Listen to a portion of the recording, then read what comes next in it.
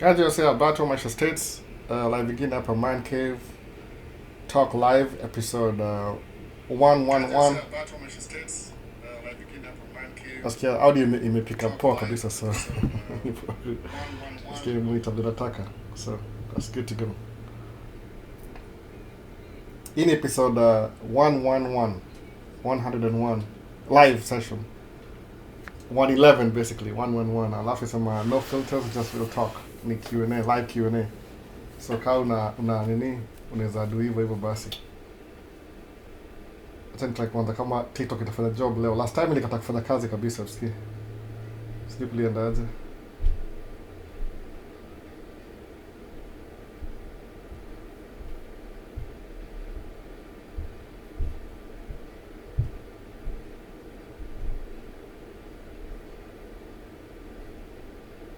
Hiyo ndio shida kidogo. Ingekuwa ianza already. Hebu tuone goals, camera, sema hivi. Sasa siko fiti sasa. I think audio to go at the same time.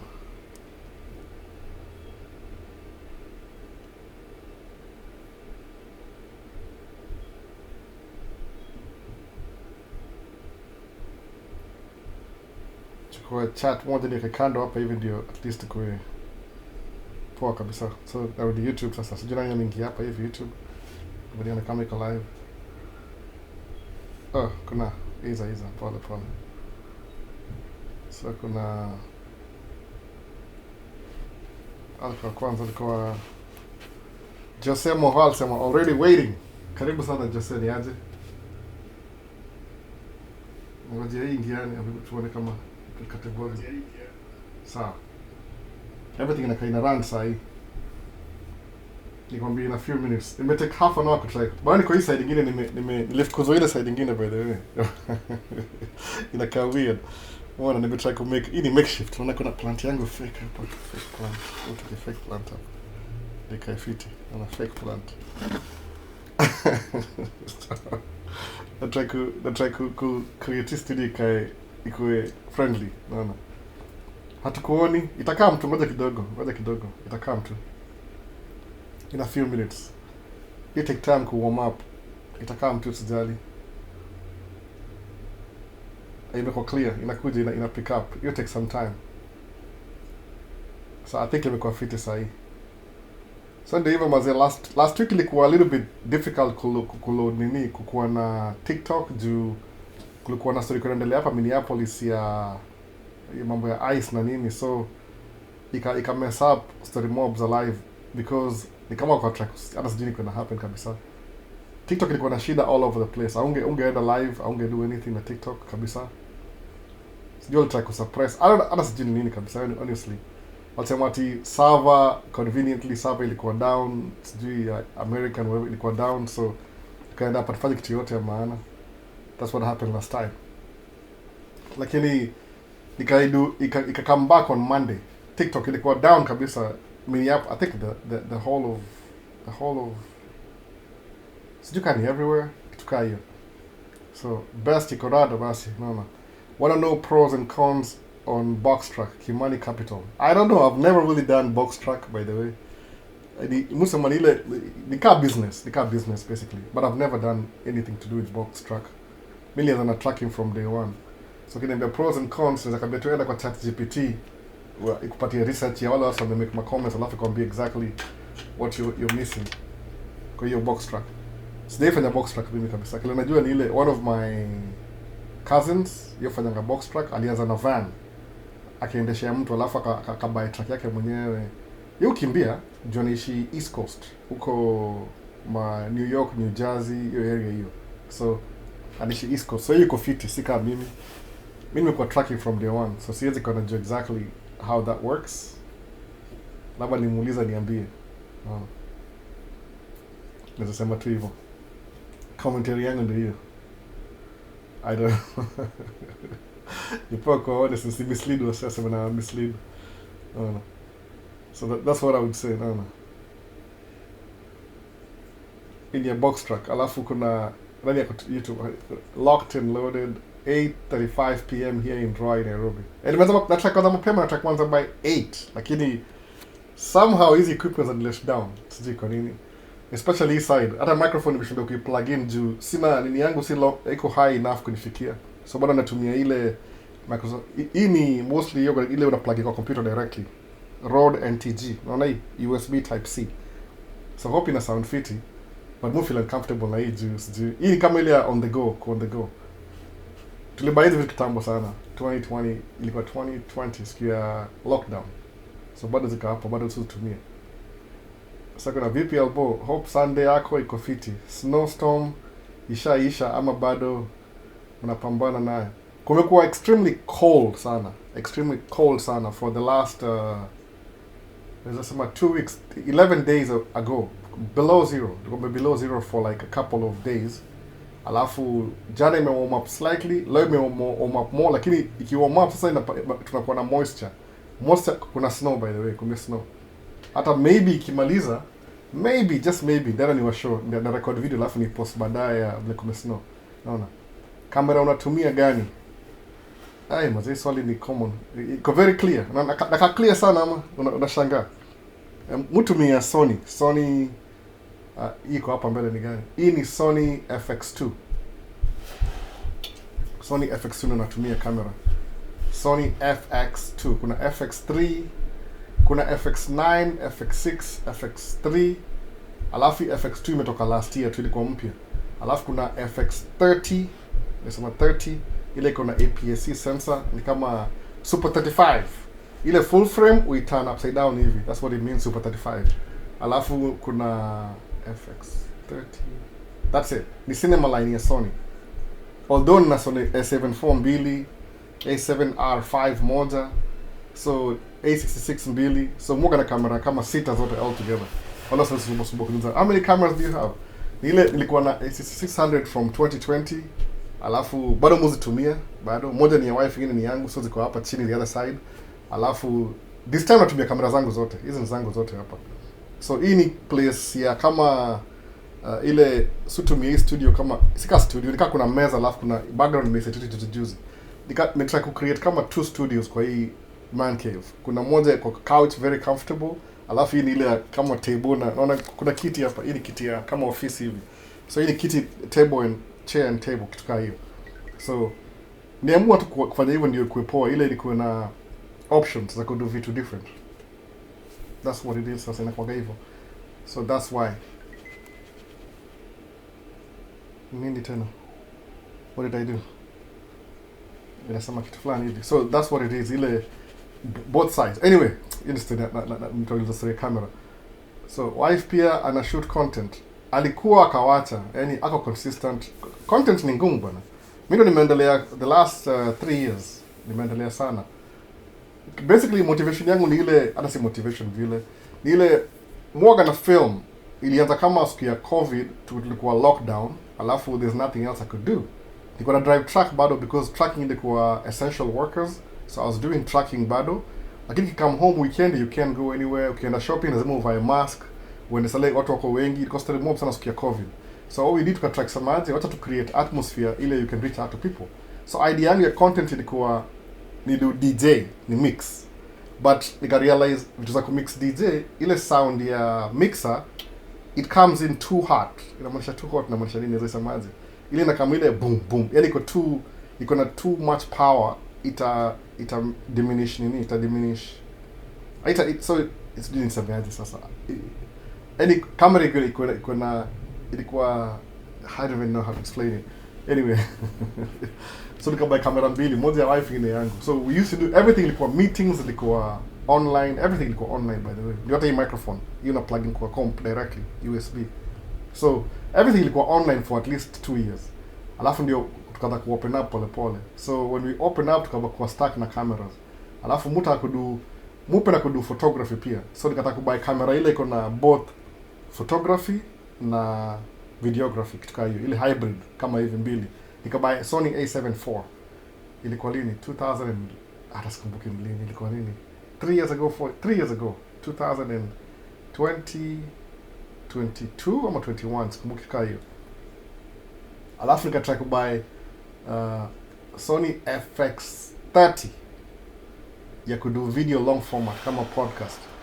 Kuibuy sikuipenda, nikairudisha. Kurudisha kaniambia, "Oh no. You have to pay for ile restocking fee." Restocking fee ni how much? Wakaniambia 25% of whatever I paid for that camera. So ilikuwa nilibuy camera kama 2200, 25% ni $500. Sema, no way. Kasema, "What about, can I exchange?" Kasema, "Yeah, sure. You will charge me for anything?" I mean, no. Exchange ni free. Lakini ku restock, if you don't want it, you have to nika exchange. So nikachukua A74 ingine ya pili. That's how I ended up having two A74s. So the photography, really good in photography. I think ni 60% photography, alafu 40% video. Ubaya ni ile ukienda kwa long format recording ina overheat. Iki overheat so unabaki hauko poa sana. So basically nikanunua FX3. One of subscriber hapa hivi akanunua. Ule akoneni yako University of Berkeley, California. Ni subscriber hapa hivi Maisha States. Nikamuuzia. Alinunua $4,000. Nikanunua sa FX2. Anyway, so ya camera ndio basi. So anyway, can you fly? Can I fly? Fly airplane? Like no. License, pilot license? No, I can't. No, Albo. You have deep knowledge about business. How will you know an asset will depreciating or appreciate? Assets depreciate. See big deal by the way. Very simple. Ile profit and loss. No. P&L. Profit. P&L report. Really simple. Mona. So kama seme unaweza business. Seme kama okay, mi goal yangu muta kuinvest na real estate. Kwa nini? Nimegundua at my stage in life, ile the only way is scale up my business ni kuwa na real estate. Kwa nini? Unaangalia for example, kama sasa hii how tunaishi, hii ni mortgage. Tuko na mortgage ya 30 years. Sasa tumekuwa hapa for 4 years I think. So ni bado 26 years to go. Okay, hiyo ni mortgage terms. Doesn't really matter. You can pay it in 10 years, pay it in 15 years, pay it in whatever. Tungoja mpaka 30 years, doesn't matter. But kungoja ukilipa hii mortgage in 30 years, itakutake, you'll end up paying your house and a half. Kama hii house tukibuy ilikuwa $400,000 US.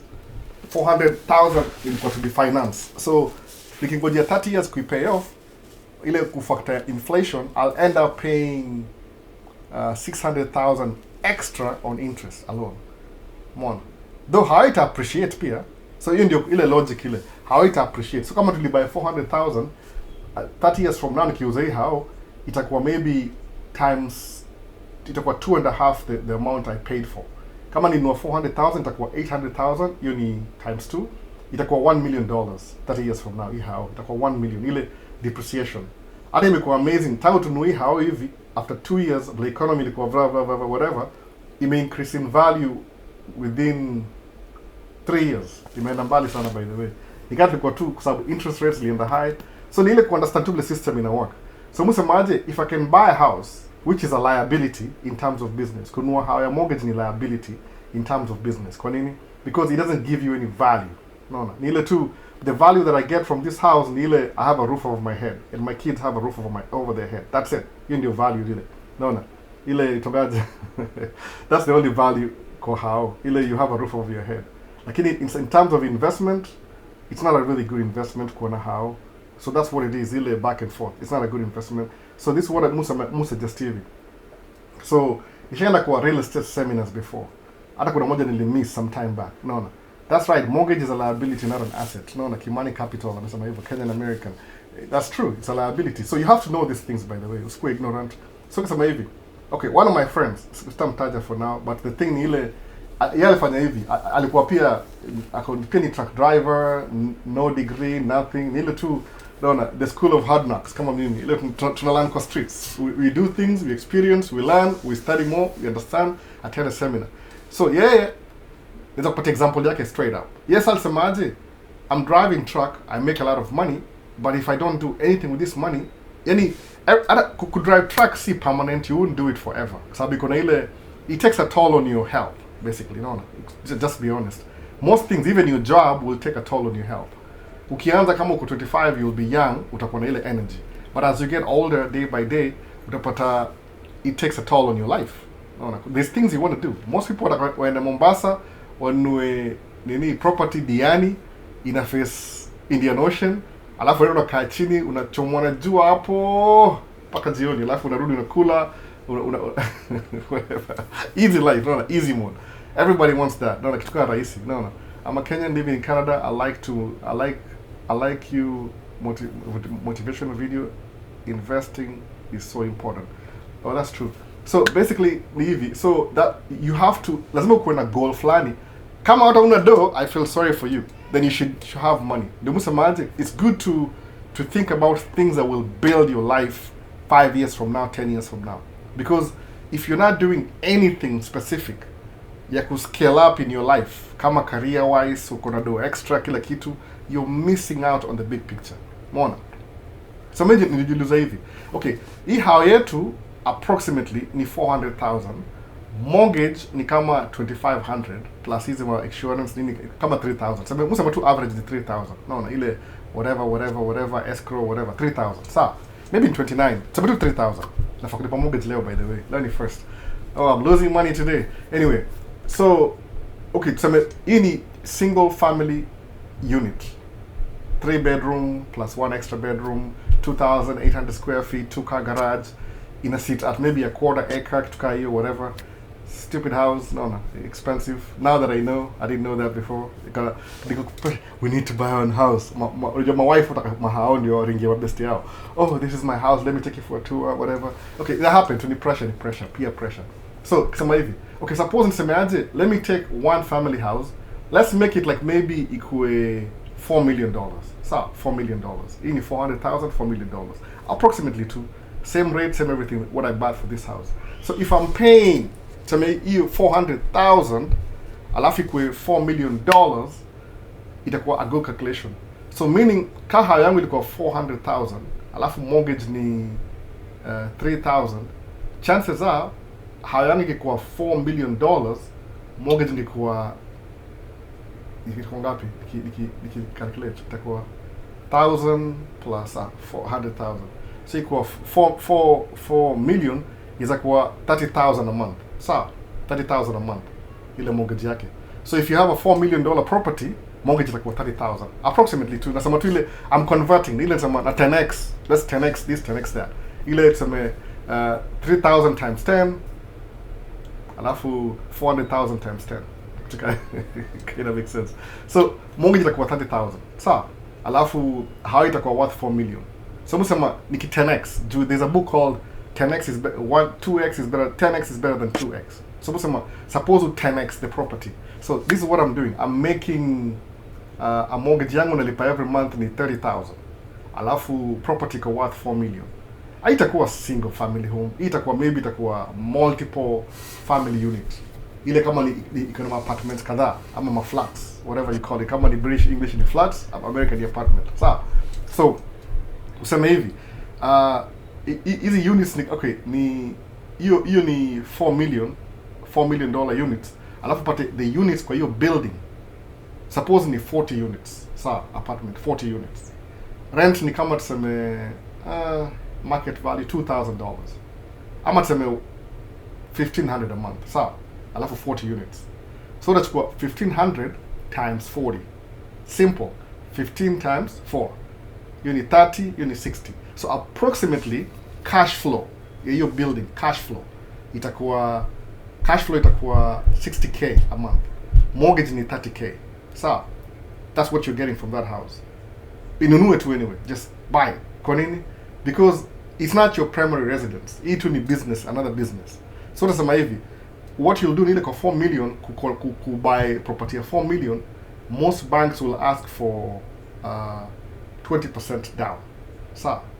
So that 20% down ile, I can use my house, ile tuko nayo sahi, this house, value yake. Alafu maybe there's some little bit of money.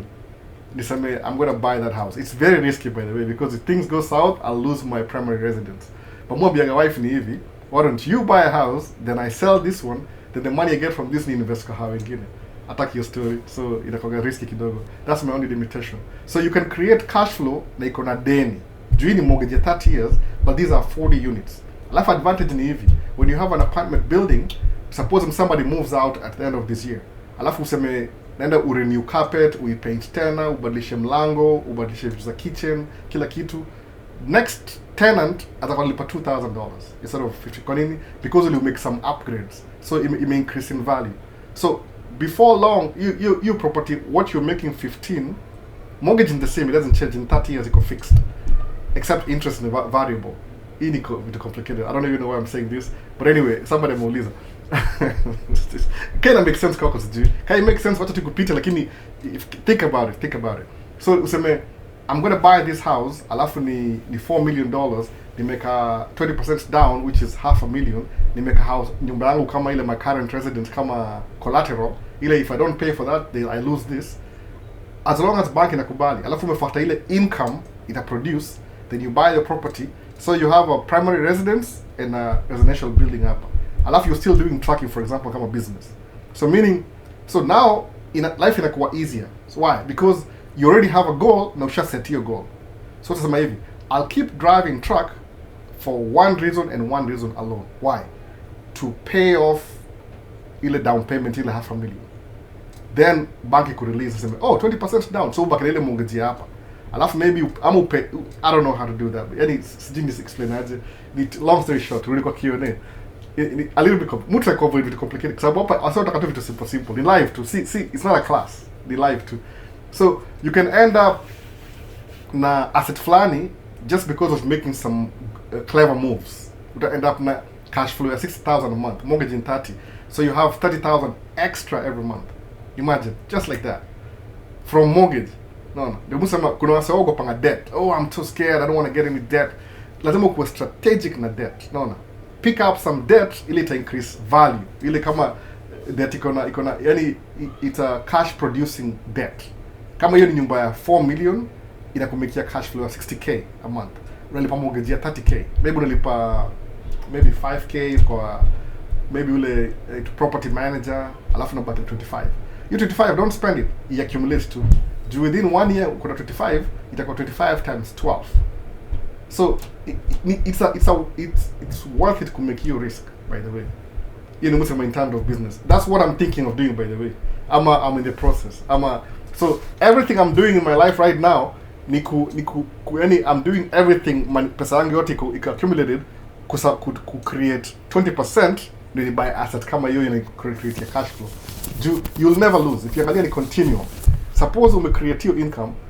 I didn't lose my job. I still have a job. I still have a house, but I have this extra asset ya hao mortgage 30 years, but inanipatia cash flow ya 25,000 every month. Money kilefanya.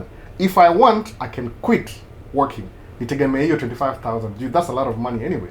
One. But once you get into business, that's what mtu ashaanza kumake dough tajiri, haisitosheka because there's always a ceiling, another ceiling ahead of. Unafika hapo unasema I want another one and another one. You keep getting better. Anyway, hii ni story ya investment ya how Q&A. So ukitaka kujua assets na liability ni gani, ni ile unaangalia what gives you more money at the end of the month. Very macro level, end of the month. Kama ni 6,000 end of the month, totally worth it. Chukua. Alafu angalia longevity. Sababu hiyo how does I buy sahi iku cash flow 25,000 every month. Alafu after 4 years uiuze, you get back maybe you'll use for 8 million, upata tena 4 million ingine because ime appreciate ile depreciation ile over time na nini inflation, utena ubuy ingine ya pili. There's no possibility. So musama you want to be in a place where you're making money, alafu ndio hizi vitu zinaweza make sense. No. Anyway, tuendelee. So kuna Vinny sema hello brother, nice to see you. Vincent Samaje tapping in. Vinny kwa mambo ya plane spotting. Ni very simple. Enda JKIA, chukua camera, ile iko na zoom lens, record my planes ki take off na zikiland. Alafu kuja back ukiona plane, ni very simple. Kama iko na 3 tires pale nyuma, it's probably a Boeing 777. Kama iko na mbili, either ni Airbus ama ni Boeing. Kama iko na moja, ni hizi ma narrow bodies, ziko mingi sana. Alafu utaland tu hizo vitu, alafu utajua. Then explain it to people. Useme hii ni Ethiopia. Nimeona Kenya kuna ndege mingi zinakam Kenya, by the way. Kuna Etihad, kuna Emirates, Ethiopian Airline, kuna Kenya Airways of course, tukaa hizo. Kuna zile sijaelewa hapo in between, cargo planes. So you understand too. Alafu you don't have to talk, by the way. Audience yako itakuwa very niche because najua wale watu spot ma planes kama mimi one of them miss there's no time vizuri.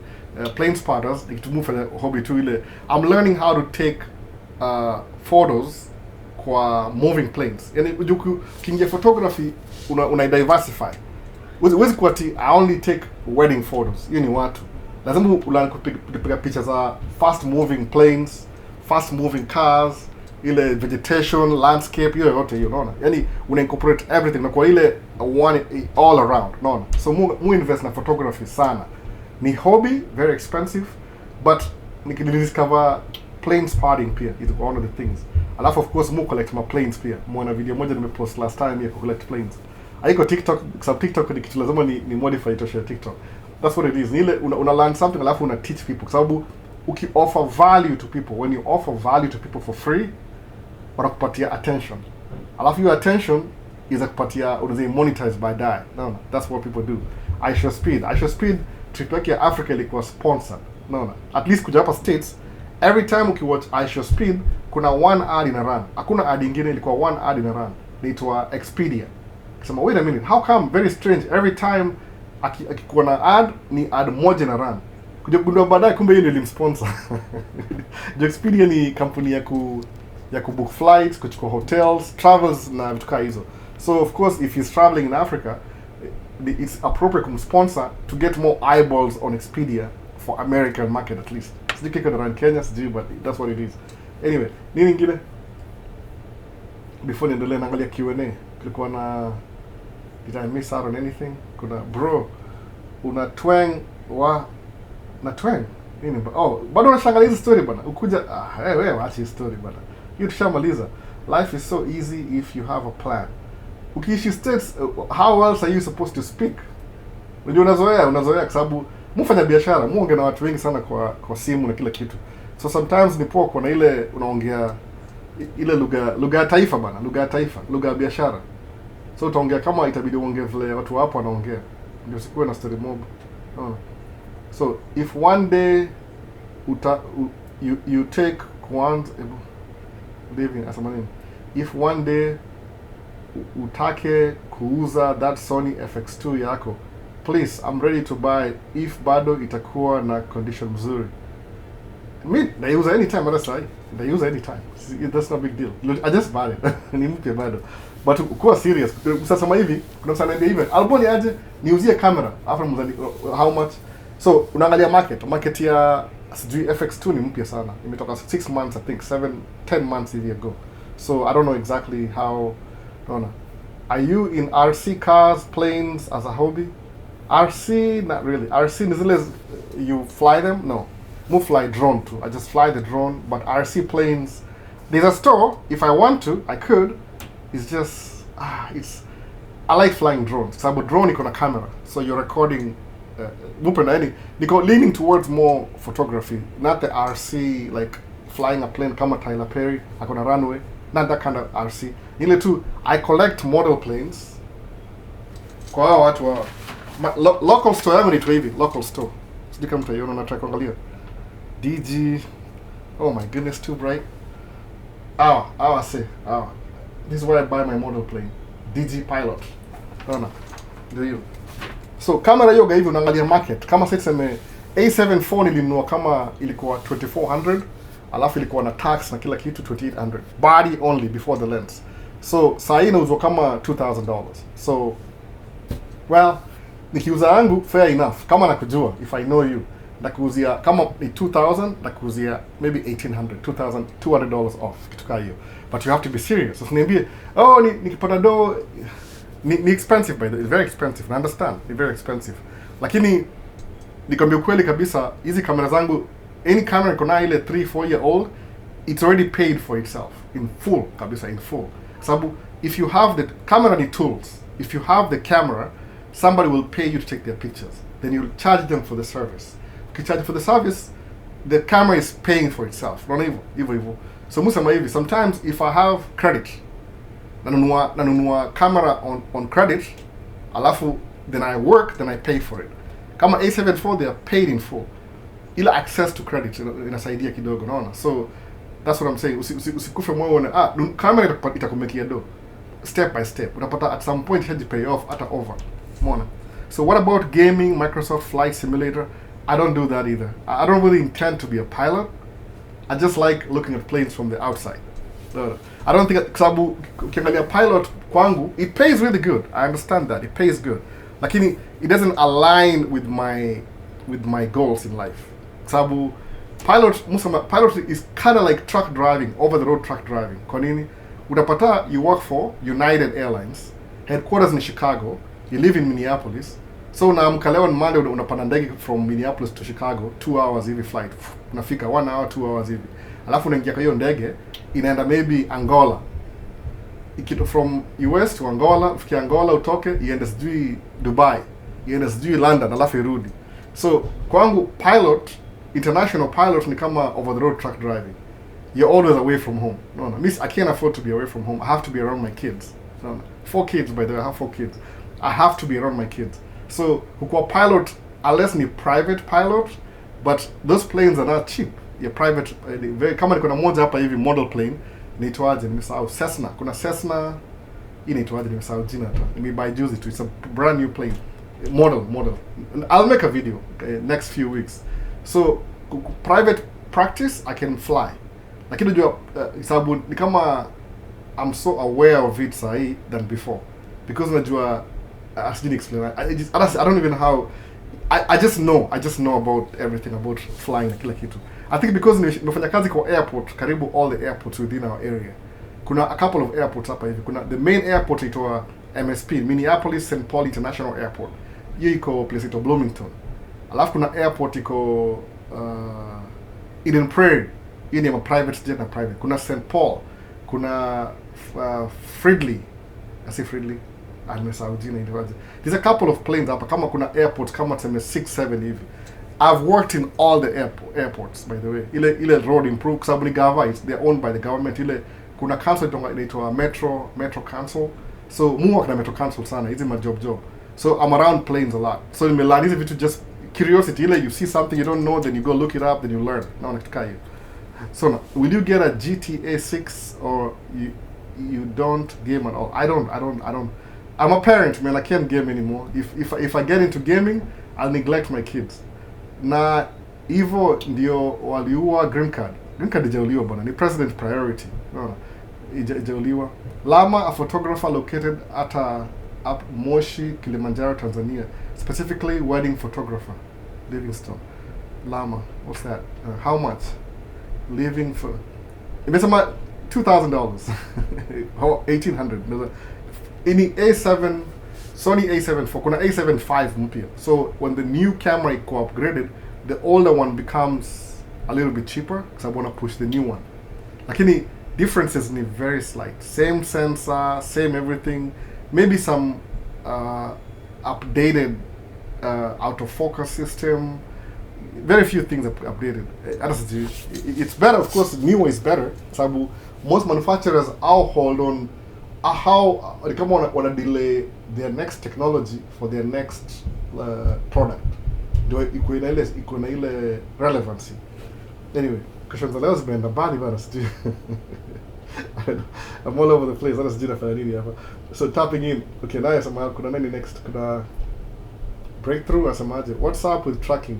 Haven't seen any videos yet. I'm not working. I'm home full time.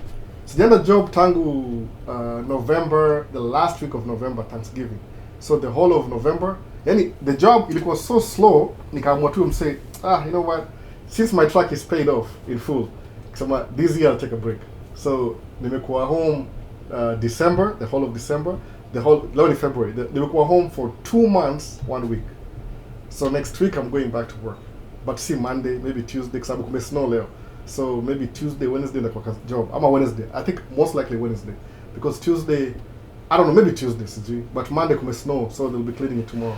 So that's why they're making it. I can't make tracking videos when I'm not tracking. Last year, I was making the videos in advance. So I was making so many videos that by the time when I watch video, niko kama 3 weeks behind. So sometimes in December, I'm going to notice kama siendeshi track because I had so many videos to post. I'm going to tell. Lakini ilikuwa tu, it's kind of hard to make videos in advance, because niliamua kwenda kuwa up to date. I don't want to be like 3 weeks behind. Takuwa relevant. No. full time relevance ile whatever somebody asks sababu hata hii live ili change. I used to kind of like teach new concepts nikaona it's too much. So what I do ni ile mufanya hivi musema nenda na Q&A ile nikuwe tu exactly what people are talking about right now. Tunamazana naye sahi. Hakuna haja kwenda ati kwa 3 weeks ago. No. Kama sahi story ilikuwa the same videos na post TikTok ziko YouTube full time by the way. Anything on a TikTok, hiyo ni clip ya a whole entire video on YouTube basically. Kama hii I'm recording this right now. So a week from today utaona hii video kwa TikTok. A fraction of it. Nakata kama kapispisi hivi one question alafu ni ile inakuwa relevant na. So that's what I do. Ni ile I don't create videos in advance. Ilikuwa too much pressure. Ilikuwa nabaki maybe I want to talk about this. Ilikuwa realize hivi. There's so many videos I never posted. But if you really want to see tracking videos, if you want, I can go back. Ni record zile nilimiss some time back. I can the ones that I missed I never really post. It's because I post nichukue niko naye mu record kila kitu. Anyway, hello, who's this? Hello hapa hivi sema I'm looking forward to see your collabo na Malcolm. I don't know. Malcolm ni mtu over the road. I don't know if does he want a collabo? Itakuwa weird kwa sababu yeye mimi ni mimi. I don't know how we're going to do the muona kama anadungi commentary. You do commentary unajua si ati collabo ni it depends what do you do this for. Mufanya hivi nilimwa hivi I like recording things. So msemaje the more I record my video because I don't have anybody to record at the moment. Kuna mtu record your podcast by the way. Ni ile amtawaiona, hiyo ni private. There's a guy they're supposed to pay me though after some time. But msemaje let me do it for free. Record podcast ile wanaka they face each other like this 1 2 3. So I use my cameras to record them. Alafu na come home then I'm sending you footage. Anatengeneza kama documentary wiki series. So when they start making money they should pay me. But they're not paying me. So ni volunteer, I can open some doors through that. So I like filming. Sababu ukifilm mtu for free, hauna pressure mingi sana because you're learning as you're doing it. One. So eventually it will pay. Sababu nimemrecord kama how many? We still have 2 more recording sessions to go. Alafu tumaze hiyo series, alafu tuanze series nyingine. Alafu akona video editor wake. So what I do ni ile na record video na come home, then I send all the footage to his editor. One. Very simple. But because they don't pay me, they go at my pace. So that's what I do like recording. So kusema Malcolm's sijui nampata wapi. You're gonna drive over the road. I don't even know why he's driving over the road by the way. Track ni yake almost hata sijaongea na yeye by the way. Sijaongea. Alafu pia shengi yake mimi sielewi. Wewe ni mzee. Yeye ni mjanga. Kuna shengi moja ya sijui ya wapi. Hello sir Albo. Niko US hapa. Hello sir Albo. Niko US. Huko US hapa in niko 1:12 p.m. Hadubini TV. Niko huku US hapa. 1:12. What does that mean? Hadubini, what does that mean exactly? Hebu tuone. TikTok. Sielewi hiyo question. Hebu uliza tena. Iko YouTube. So kuna asemaje? Oh man, tuone. Lama asemaje? Na hivyo ndivyo waliua green card. Hiyo nishamaliza. What about gaming? Hiyo sifanyangi simulator. I'll do it by the way, but I have kids, man. So I don't have time for that. My Instagram account is Mangi Photos. So Mangi Photos, nitumie message. I won't remember any live. Siwezi remember kila kitu. Tuma message DM kutoka hiyo. Nakumbuka. Will you get a GTA 6, Gran Turismo A6 or you don't game at all? Man, I have a PlayStation, iko hapa hivi the other side, PlayStation. I think ni 4. But I can't compete with my kids. Wacha nifanye tu video mimi. Sasa ni games, there's things I do. Kama sasa there's something I'm editing, somebody's wedding photos, sijamaliza. I always have something to keep busy. So the things I can do niko limited to things around my kids. Mutreja to spend time with my kids. So when I'm editing maybe pictures kwa laptop, kwa Lightroom, and my daughter is playing right next to me, I can work and watch her at the same time. So that's what seriously play game. My mind has to be off, and I'm supposed to be watching her. It doesn't make any sense. Nimekana mtoi 2 months hivi sahi. My wife is working. Yeah, I'm at a job. I'm tracking, but she doesn't make videos like that. So I earn up to 5 million Tanzanian shillings per month here in Tanzania. Is it worth me relocating to US one day?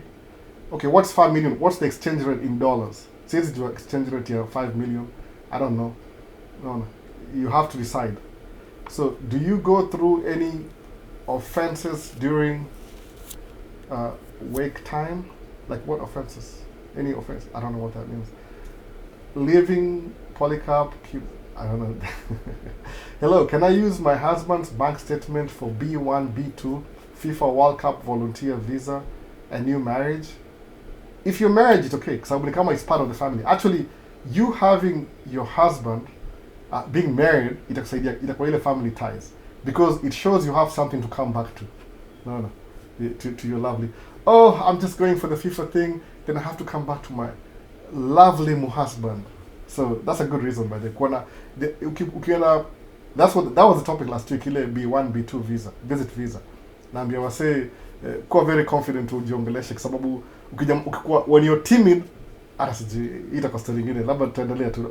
Let me answer the questions. But kama if your husband, if your name appears there too, sema mko pamoja. Any kama mimi na wife, we have separate accounts, but anything to do with me pia iko applicable kwa yeye pia at the same time. So that's what it is. Unaona? So unapenda magari as a hobby, like Dodge, Hellcat, AMG, BMW? Yes, napenda sana, by the way. This year, most of the auto show zilikuwa very, nisemeaje, zilikuwa ni kama I don't know what happened this year, imekuwa slow sana.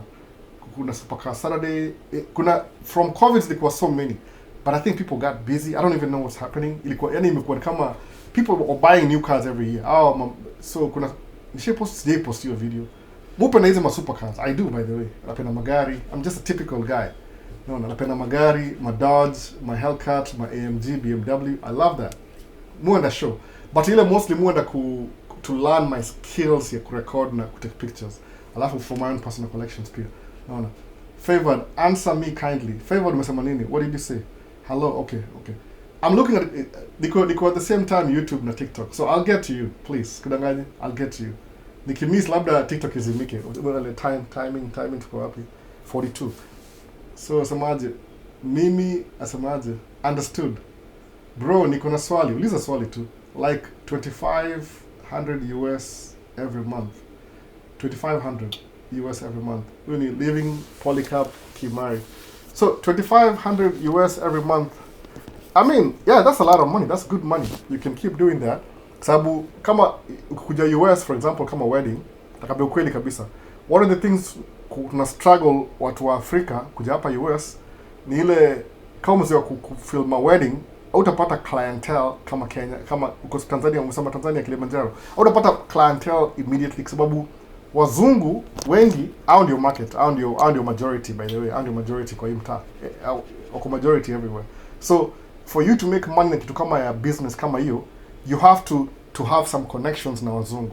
Kwa nini? Maybe ukue when you usign up na I don't know what is kama hizo ma wedding venues, alafu they sell you ile unapata, maybe they have 3 weddings in a month, alafu wanakudistribute moja every month. But mimi nimestruggle kupata market kwa wedding ya wazungu because they prefer mzungu wapige picha. That's ile preference. So there's a struggle. So kama 2500 you're comfortable, to be honest with you, kama you're comfortable, work hard to go if you have kids and a family. But if you ask me, crazy mind, 2500 will make in 2 days. By the way, 2 days. There's a summer 2 days approximately. Nikienda job Monday na Tuesday, nikana 2500. Mume kama 1400 a day kwa tracking. Ndio semaje, you don't really have to do photography full time. Utakamuku hivi, establish business yako, clients come to you if that's what you want. The reason why Musa makuja hapa America ni ile ina open more opportunities. Naona ile the things you never thought of itakufungua akili. So kama mimi sasa, hebu angalia. Naona niko na camera, I have 6 cameras. Naona ile ni weird kusikia hivyo. Sikuzibuy at the same time, nilizibuy over time. Niko na 2 mirrorless A6600 APS-C. Niko na A74 mbili. Niko na FX3, niko na A7R5. Hii nimenunuliwa na wife last month, December. 2 months ago. Christmas gift. Hii ni bribery, I know. I'm gonna end up paying for it. Lakini kuna ile ukuja place kama hii inafungua more opportunity. The things you never thought about. No kids, no family yet. Okay, then kuja. Umeona swali yangu?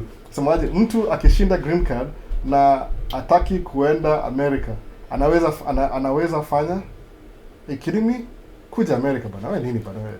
Kama unauza gold card for $1 million, kuja. Una win green card alafu kwenda America. What are you talking about? Kuja hapa kwanza.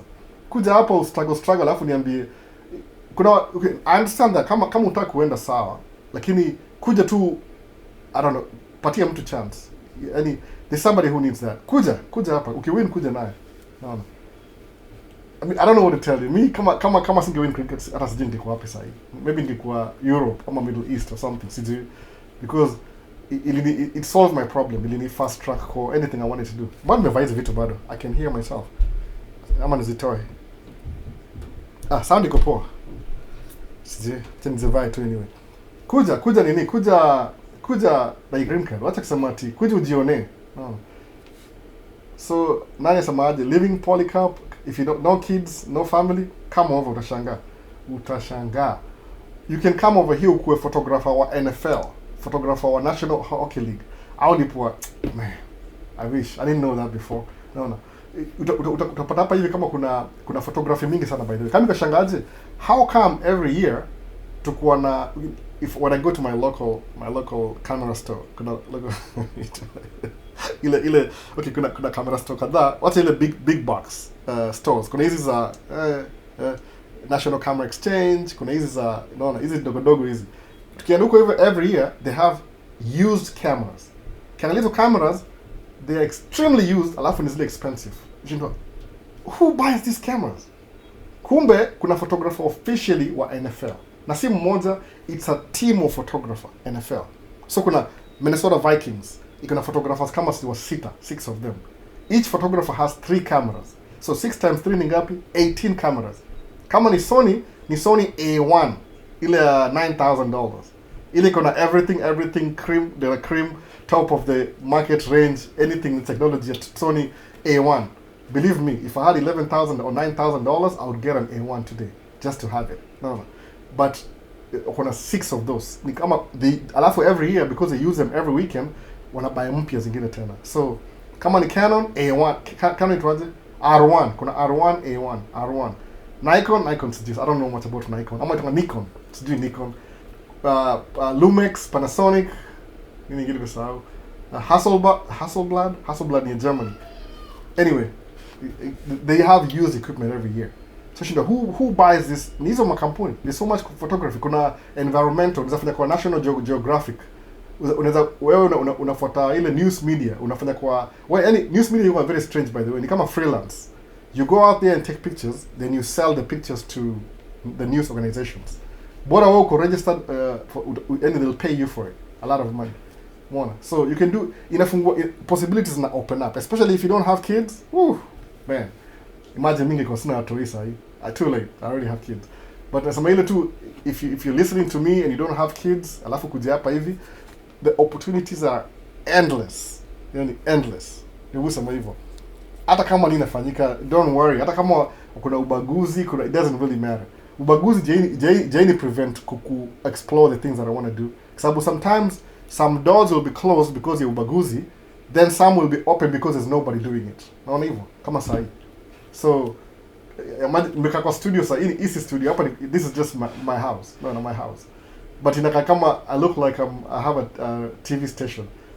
Nimezima lights alafu nikaacha hii, kitu hiyo. So you have opportunity. You can explore. You can have your room, useme hii ni photography. Kama sasa hii in America, you can take photos. Kuna Valentine's, alafu kuna graduation iko May, alafu kuna summer things, alafu kuna fall, yani between spring, summer na fall, hiyo ni wedding season. No. There's so many weddings. Somebody will give you the wedding only for between 3,000 to 10,000 per wedding a day. No. So if I was a full-time wedding photographer, that's probably all I'll be doing. Sababu, but iko na season, wedding season. So most of the wedding photographer offer the YouTube on the side. Ile they do YouTube, kuna corporate events, December corporate events. Alafu kuna Valentine's, alafu kuna graduation, alafu kuna summer events all over the place. Alafu kuna fall, but the wedding season. Alafu kuna corporate events tena, Thanksgiving nini. Yani the whole year iko booked. You could be booked every weekend, by the way, if you want. Kama nimebukiwa mara mbili sasa, nimebukiwa graduation 3 so far. May, photography too, by the way. I can do video if I want to. Alafu someone that continue do my own things. I like doing my own things, by the way. Sipendangi kuharakishwa. I don't make my money with photography. Ni kama hobby kwangu. But sometimes I make enough money doing whatever I do to afford the photography tools that I need. Anyway, an expensive hobby. Kama collecting plane models, very expensive. Lakini I love it. So that's what you do. So hello Albo, niko na okay, wacha nasemaje pili kasemaje? I mean niko US sir Albo, your student. Niko US sir Albo. Hadubini, uko US, umekam US. Umekam US. Uko US, umekam lini? Mwanamsha hivyo. Tuma message bado niambie, tuma message. Tujue mali uko. Semaje? I like your Q7. Breaking the story. Oh, thank you. Sija drive you guys kumingi by the way. Muishiko hao. Unajua, if you don't know what's happening, administration ndiamua kutuma watu wa barafu, ICE, Immigration Custom Enforcement Minneapolis area. So wako everywhere, militarized police. So wife ananiambia, I don't want you to go anywhere. Sababu specifically they are pulling over black people. I mean, I'm not gonna lie, that's true. So wife asema, I know you're an American citizen, but I don't want to get into I don't want to deal with anything to do with that. So mina car home full time. No. So what do you do? No. What do you do? Oh, DJ Voicey, it's true. The light looks great. Yeah, thank you. DJ Voicey, DJ Voicey, you do video, you do photography, you do video photography, DJ, the tracking. Imagine, one guy, 4 things. Can't me too. No, me the DJ ni mwachana naye crazy. I do it for fun. Hata sijai do it hapa nyuma. I'm so busy doing other things. Mona, I'd love to. Nimelipia bado nimelipia this year. Mulipa subscription kwa hiyo DJ software. Nitongaje nimesahau jina iko hapa hivi. Ilitwaje? Nimesahau jina. Nililipia. Serrado mpya. It open up more opportunities. The things you never even thought about because unaishi in Africa. Uzakawapa hivi, you start learning something totally new, different. You never even crossed it. Kama mimi, who knew I'll be collecting model planes? Who knew that? Nimazalashia kama mchezo, by the way. Ile tu when I'm taking pictures naona, hii ni Boeing 737. Oh, it looks like, wait a minute. How many Boeing 737 are there? Oh, kuna hii na hii. Oh, okay. Hii ni Airbus. Okay, one of my favorite planes, kusema kweli kabisa, I'll be honest with you. My favorite narrow body ile regional plane ni Boeing haikuwa Boeing before, ilikuwa Canadian, ilikuwa Bombardier Boeing A220-300. That's my favorite plane to this day, favorite kabisa. Alafu number 2, because ni Airbus, napenda ile Airbus mpya A320 Neo. Neo is my favorite plane. Alafu, of course, the newest kabisa ni A350-900 na kapua 1000 ni mrefu sana. So I have favorite planes. Boeing, I don't know. Kuna funny relationship now. But tunapenda planes zao mpya. So I collect all the newer planes. Niko na 737, Max 8, Max 9. Alafu niko na Kenya Airways 787-8. Kwa video mtaiona. Anyway, so that's, you learn something new. Kuna you can collect trains ile ma train model. Ile mpaka uko na hizo ma train, uko na hizo any miniature train. You can have a whole set of everything. Anything you want to get yourself into, you can do it. Bora una hiyo pesa yako waste. So hii mwaka iko DV. I don't know yet. Ni mpaka November. No. Can you send me some of the raw files? I can try to edit them and see my edit. The photography, the ones I can't, mine or mostly I do other people's, so I can't really send you other people's stuff. I'll get in trouble. So ukiwa na watoi, you can't do anything. You can, I have 4 kids, imagine. So all my kids, okay, nile tu nimejiwekea personal preference. I want to spend as much time with my kids as possible. Some of my old friends will then be Albert. When you have kids, try and squeeze all the time you have with them, because the time moves so fast. They're kids, Kwa sababu umsaniambia hivyo, yeye mwenyewe ni empty nester. Like ali retire, really good retirement, akona pesa kila kitu, but he was lonely. So hata he moved out of Minnesota kwenda kuishi Arizona because hata si Arizona kabisa. One of the daughters yuko East Coast, 3 kids. One of them yuko East Coast, mwingine yuko California, mwingine yuko Arizona. So wakaonaje kwao kuretire, it's actually better to retire in Arizona because ni warm na they can walk around. Alafu it's a few closer to their daughter and their son ula ako LA. The other daughter ako West East Coast. So you're moving close to, sababu kama wewe ni grandpa and your kids are like 2 states away, it doesn't make any sense. You move closer to them. So then you say, okay, it makes sense by the way. So musema, I'm trying to squeeze all the time I have with my kids. 100%. So I'll spend every day nawaona. I tuck them into the bed every day. Even if I'm losing money, I'm getting into ventures, I'll take risks. It's not really worth it. Now, if I'm going to do this when I'm old enough, then I'll do it. No. If it passes me by, my kids, I don't want to be stuck with a regret that I never spent time with my kids. That's why I'm tracking yangu ni at home daily. I created the path. Nilinunua track ya local. Si tunaenda kufanyia msee job over the road. Even now, if I want to naenda over the road say for a month or so, 2 months. But musemaje, I save enough money to pay my bills when I'm not working, I'm still spending time with my kids. Mbona kama sasa najua my daughter, I know her routine. Ataamka afanye hivi, aende hivi, akule, afanye hivi, acheze hapa, arudi hapa, anisumbue kunywa maji. I know everything about her. No. 2-year-old, 2.5 or 3, almost 3 sahi. So I know everything what she does. That's what I do the whole day. No. I don't know that nimeongeza weight kidogo juu siwezi kuna winter nje, siwezi tembea, I can't exercise, but I'm spending time with her. Mbona.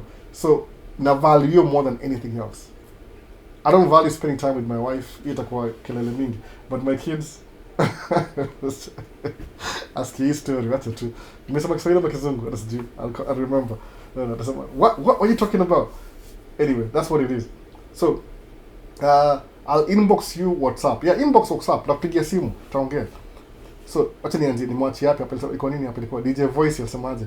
In my brand, mimi mwenyewe sina green card na naanzaje ndio nijipate huko. Una apply green card? No. I just love your Swahili. Swahili yangu iko mixed up. Swahili yangu ni Swahili kweli. Nilibisi nini hapa hivi? I have 6 cameras but all of them are Canon. Canon ni mzuri. 5D Mark 4, 5D Mark 3, 6D Mark 2, 90D and NX. Yeah, those are really good cameras. But they mainly abandoned Canon when they moved to the new system, our system. Because our system, the lenses are too expensive. Alafu Canon ilifanya hivi, ili cancel all the aftermarket lens manufacturers.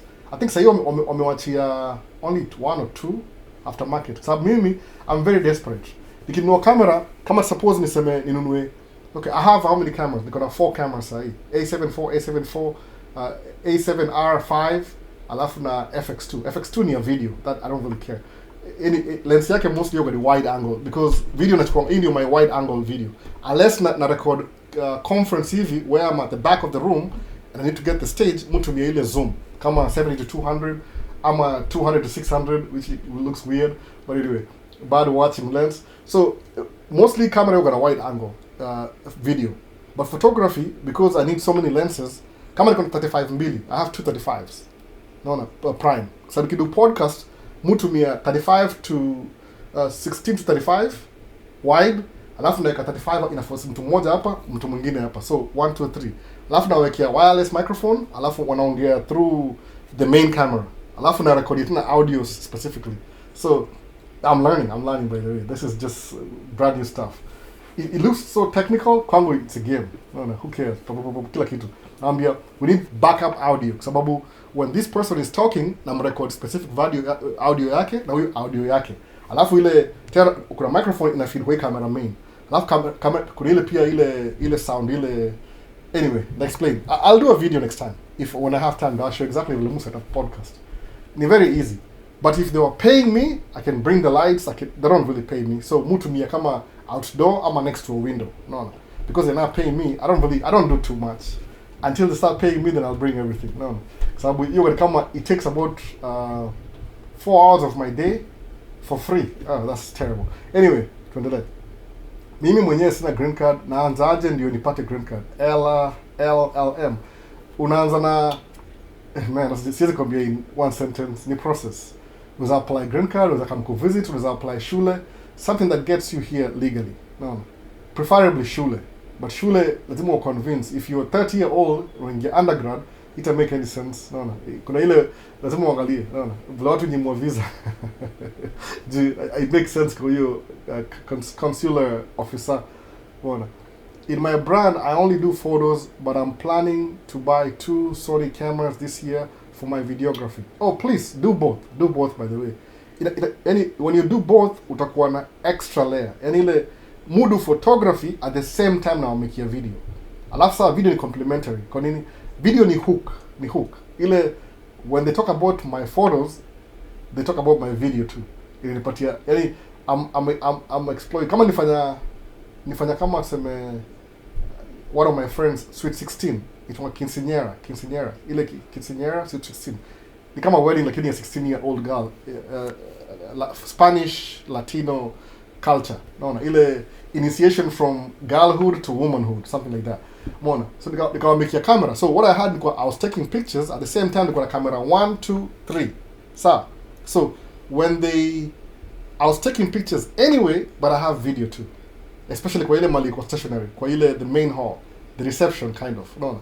So nikawapatia video pia, though they didn't talk about me, iliishi hapo, but I get it though. Video niko nayo mpaka leo, by the way. Must save everything.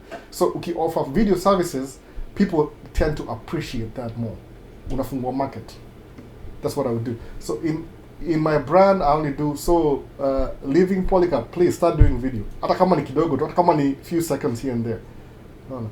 So ukiwa na watoi, okay, nishaanza hiyo. You can send me some of your raw files. I can try and edit them and see. You can see my edits. I'll just check your Instagram. You don't have. I can't send you mine because mutumia. I'll be honest with you. Mutumia my presets. I have my own presets na to create, but mostly mutumia za watu to make the work easier. Mostly mutumia zangu. I don't think mutumia za watu anymore because naangalia hivi kama if I was in a room, alafu ni set white balance. Once my white balance is good, alafu maybe it's too bright and I tone down kidogo. No. I'm learning how to do it. Kuna AI pia. So I know you're good. You don't have to tell me. I know you're good. Ipati tu Instagram yako ama Facebook. I post my photos on my own photos, mine. Ile yangu ile not paid on Facebook. Maisha States Facebook. Instagram, I don't know. So yes, yours. I can send some. I'll send some then. Mine I can give it to you. I'll give you one that you can edit them. So I get it. But Zawatu, the people, no, that's private. They'll be so mad at me. They'll sue me. No. And I'll lose the case. Then I'll lose all my money.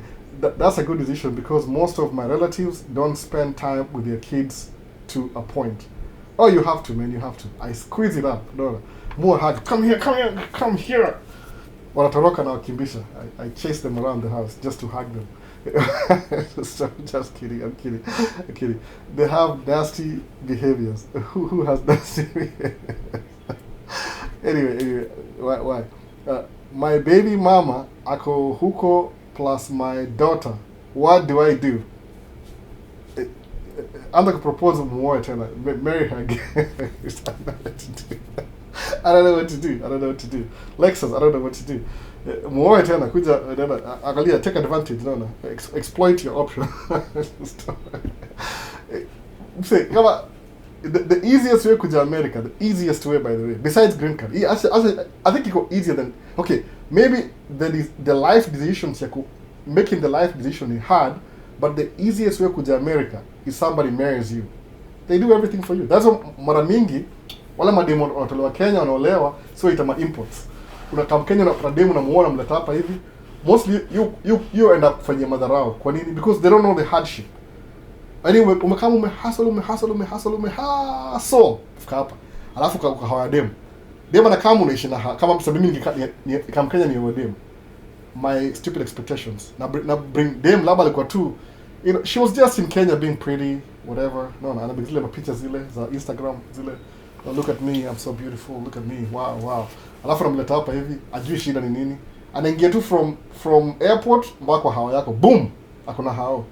when we go for ile social events za Kenya, anasikia haji yako ni nani? Ani ule msema Maisha State ule. Oh, Albo. Okay. Ala, ashakubaya gari, gari gani? Audi, okay. Alafu unaingia class, unaingia shule, you start making your own money. Alafu unasema I'm gonna move out. Alafu na move out. Ukimove out you realize for the first time mortgage you got $3,000. Huko na jaiba before. Alafu unaona labda, I'm telling you man, watu make you mistakes.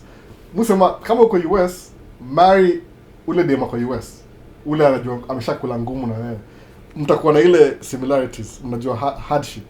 Ukiwa mtu umetoka Kenya import, ajui hizi story, anafikiri labda tu ni wewe tu mdosi, ulizaliwa kama mdosi from the beginning.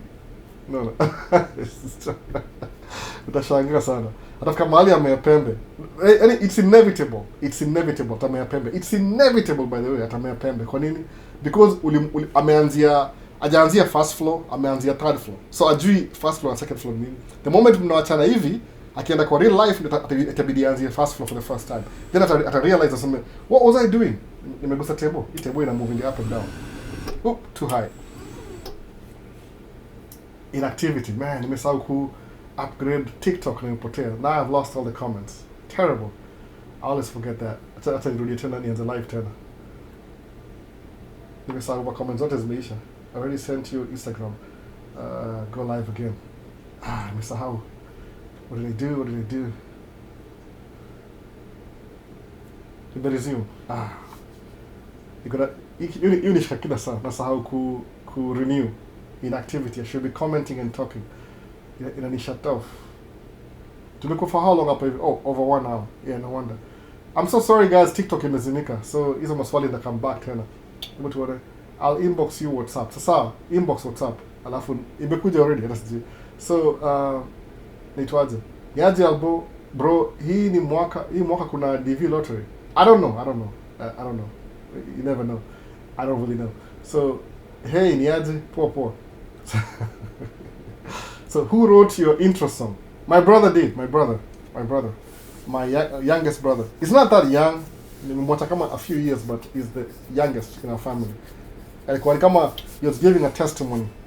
Ni musician lakini he's a bad musician. I don't know what he's doing. Nasema kama ni musician lakini ni musician. He doesn't take his art seriously. Naambia wacha mchezo wewe, unaona? Kama iza kachini aniandikie song kwa sababu ana creating a beat, alafu anaandika lyrics. Alafu ana produce. Alafu ana create beats, anaandika lyrics, ana produce. Ubaya ni ile I take that very seriously. That's what I think. I don't think he's taking that very seriously. Ni kama tu ni ile it's just a hobby. Sikitu anaweza make mdona. Na kuna musician kama T-Pain. Unajua T-Pain? I'm gonna buy you a drink. Ooh. T-Pain amenunua private jet. Imagine. Because of music. Unajua sijui kama bro understanding hii story. Mumwambia kila siku asikii. Tuone kama nirudi live tena. Mazee poleni wasa TikTok. Kama ulikuwa muuliza swali ebu nini rudia tena ndio at least nijue ni aje. Nime-miss lose all the questions ma Q&A. Zimepotea zote by the way. I should pay attention. Nafani type kitu pia. Naona. Ebu niandikaje? Post your questions. Nasema hivyo at least. Isikuwe inactive sana. Namba yako tunaweza toa wapi? Namba yangu iko YouTube.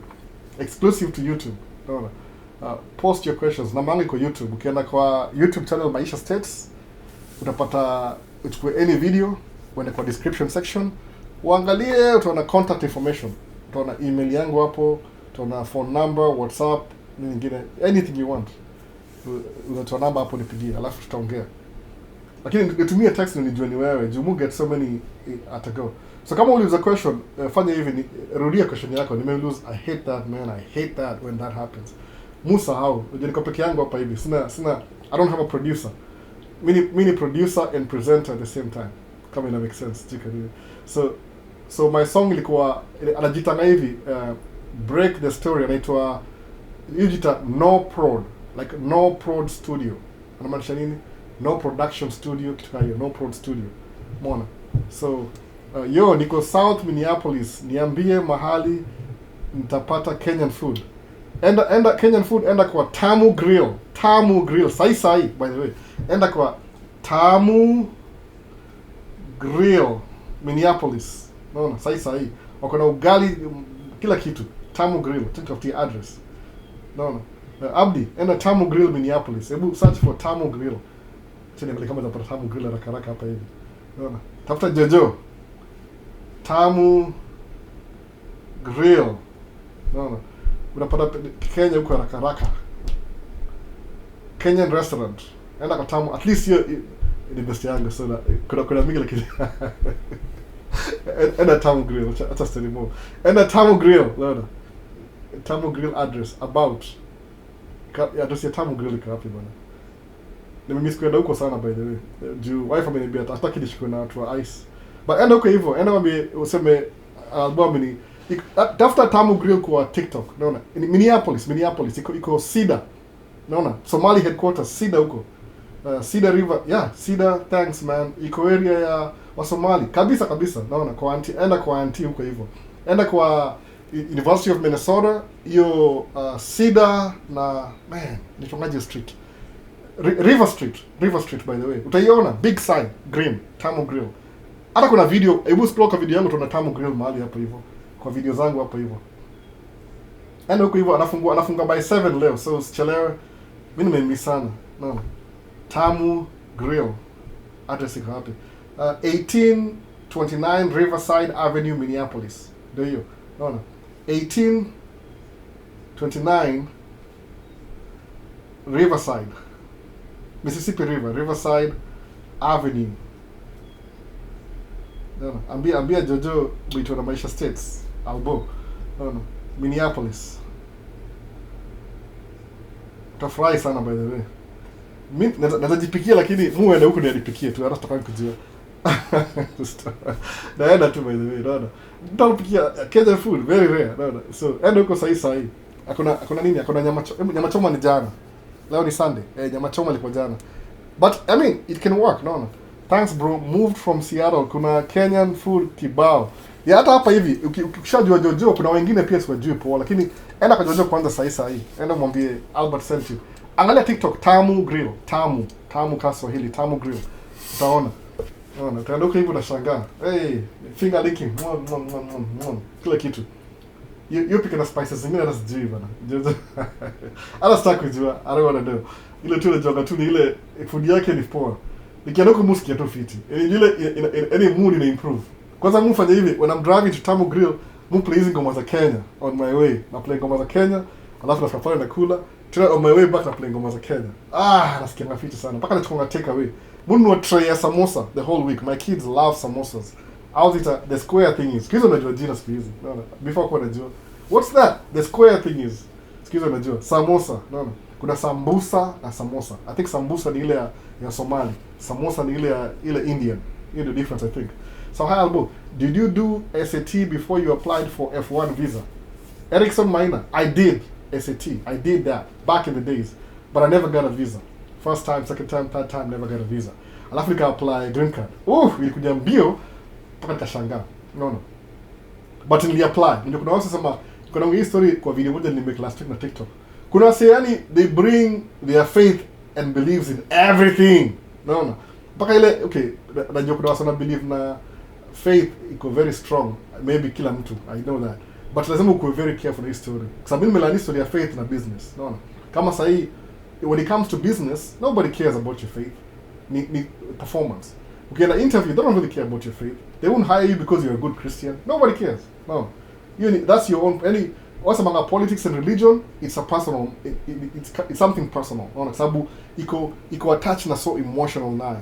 So ukienda ku apply kwa hizi vitu, always approach vitu za kompele yako na in a business perspective.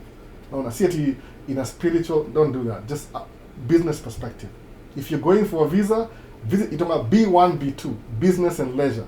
Act like a business. Fanya tu hivyo straightforward. Sema ati God will help me get the visa. Kuna waseo sema hivi. Nasema, I'm driving this car, but because I'm going for the visa interview, God, take the wheel, God, take the wheel. Alafu anaangalia kando, alafu anangojea Mungu kuja muendesha gari. Analogy. I wish ningemeki hiyo cartoon niambie. What? Drive the car, man.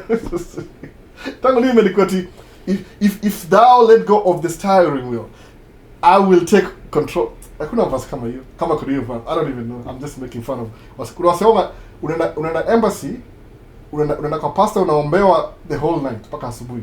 Hata sijui kama ni legit. Alafu unaenda embassy the next day. Alafu unanyimwa visa. No. Unashindwa, what just happened? Oh, I think God is testing you. Very ironical. Ni ile when good things happen, una credit Mungu. When bad things happen, una discredit the devil. I'm unasema I'm being tested. What about you? Kwa sababu kile muamini ni ile sijui hata tutie story yangu na believe yangu. If you need to do something, just do it. Wacha kusema ati una postpone. Alafu una blame sijui nisemaje. You're blaming, I don't know who you're blaming. You're just a scapegoat. It's the devil. It's the whatever. It's the this person. It's the that. No. So, what's your story, brother? If you have to do something, just do it. Do it. So nilifanya SAT. No. Kwa sababu SAT ina speed up nini admission yako ya F1. I don't think it's necessary because SAT ni kama standardized test. Si vile sana. I don't think they ask for it anymore, but it's good to, I don't even know, honestly. Siwezi comment. No. So if I want to go to school right now, na walk in, ni apply na nipo application, na nirudi. They just need my money. No. So if nieleze venye uenda, please. SAT unafanya tu SAT unakuwa nayo. Ni kama standardized test. Ile yani what you're doing SAT ni hivi, ina verify that you actually did some credible high school. That's what it is. Ni ile standardized test. Ile usemaje?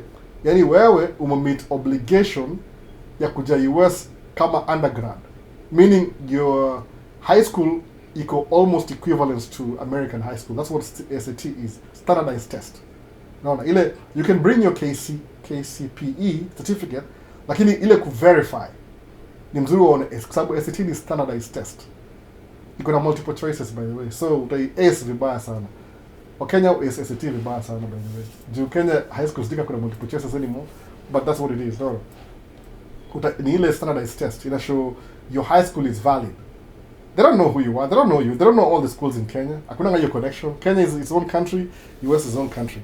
Ni kama vile manas, kama wewe nas Kenya, ukuja states, kuna standardized test itonga NCLEX exams. Ile na show you've actually go through your training in nursing. You know what you're doing basically. Hiyo ndio SAT. So once you get it, unapoa ile you qualify. Alafu unapoa admission. Alafu na kama hapa hivi state unaingia chuo, unakuwa mnoma. Kwa nini? Education yapo iko more practical than theory. So Mkenya amezoea practical mingi. Utakuwa the best students in class. No. Utakuwa A student immediately umekuja hapa hivi. So fanya hivyo. Fanya hivyo bwana. Eric Maina fanya hivyo F1. Ikikataa pia usi give up. So the topic here, importing wife na husband from Kenya, please educate about the risks so people can be cautious. Kama uko Kenya, usiogope, wewe chukuliwa bwana, chukuliwa. Usiogope kitu. If you're already in Kenya, wewe chukuliwa tu. Let them bring you over, haraka. But kama uko, that is if you're in Kenya, chukuliwa haraka. But kama uko States, lazima uko umejuana mtu for a while. Umejuana, mlikuwa spend time pamoja. Si hauko hooked up, ulipewa sijui ni ile mlifanya Zoom meeting. Hey, it's me. I'm so beautiful. Look at me.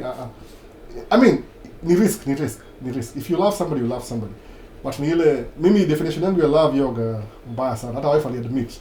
I don't believe in love, by the way. Waste of my time. Either ni emotions and feelings. No. Either they'll fade away as soon as mkuja hapa realize maisha ni ngumu. Whatana emotion and feelings.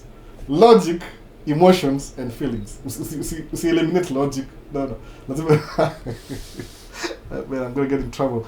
But why is it so? You know, I don't believe in love anymore. I'll never ever smoother. Why? You spoiled me. Then what did I do? What did I do?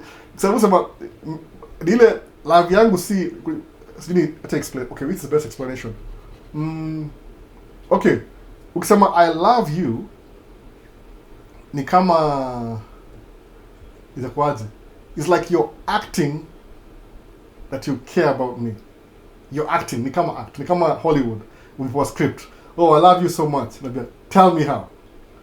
I don't know. that means you don't. It's like a performance, an act. Oh, look at me, love you so much. But when you love somebody, coming in actions. See superficial. I think that's the best definition. I wish ningesoma hiyo book vizuri. Alafu ningeandika chini kiko naye sahi.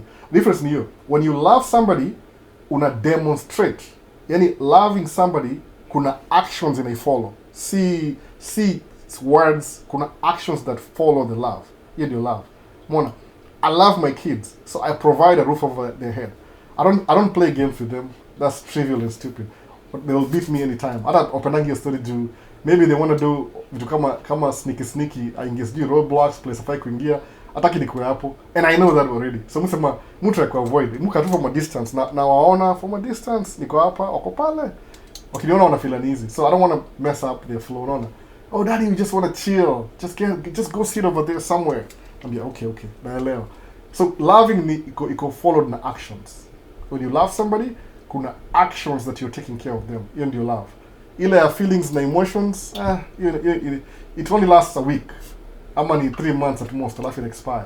Ni kama maua, unaona? Maua ile take 1 week kutoka hiyo. So hiyo ndio love iko. Love with actions. Love na feelings na emotions, utasikia njaa alafu move on useme, who cares about this anymore? Tuachana naye, to move on. So hiyo ndio topic nyingine. So hiyo topic ya kubring import. So I'll checking in from Kuwait. Big up sana. Normal, ulipata ile package yangu. Nilisend tena by the way. Sijiko ulipata. Hopefully ulipata. Nilituma, I made a big mistake na hiyo kitu. Nilituma document ya local instead of international. International lazima it's an extra process. The topic ya okay, ilishamaliza hivyo. So TikTok. So, hebu tuone. Riverside, Minneapolis. Yeah. Comments zimerudi tena ama? Zilirudi? Wow. Namba yako. Zimerudi zote. That's really good. Wow. Hebu tuone. Niko North South Minneapolis, niambie mahali nitapata Kenyan food. Sasa Tamu Green ndio hiyo, hebu in Cedar Avenue 18. Thanks bro. Move from Seattle, definitely will. Sasa fanya hivyo. Enda kule ugali na chapati na mazaka kila kitu jojo. Kuna kila kitu by the way.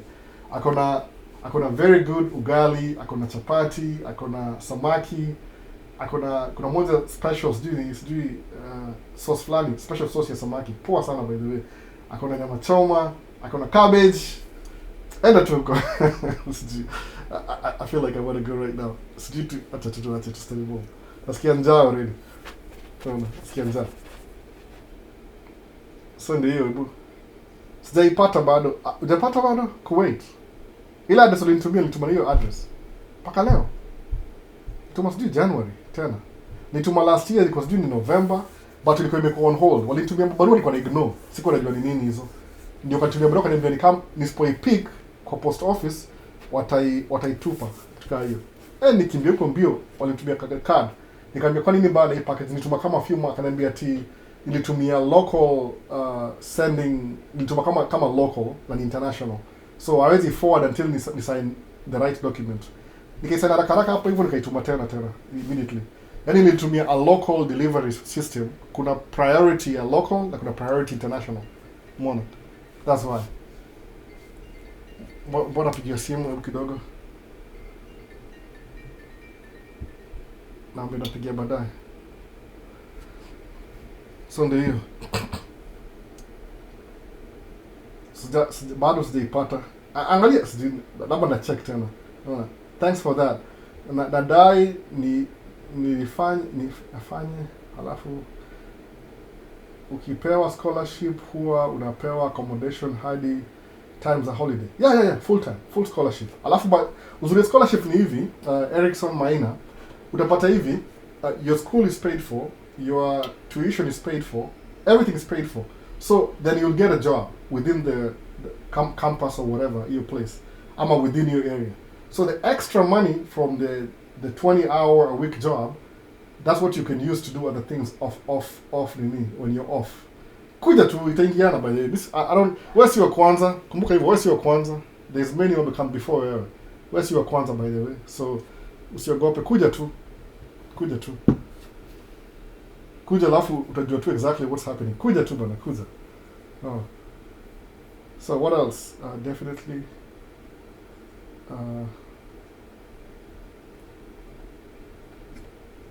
nini nyingine?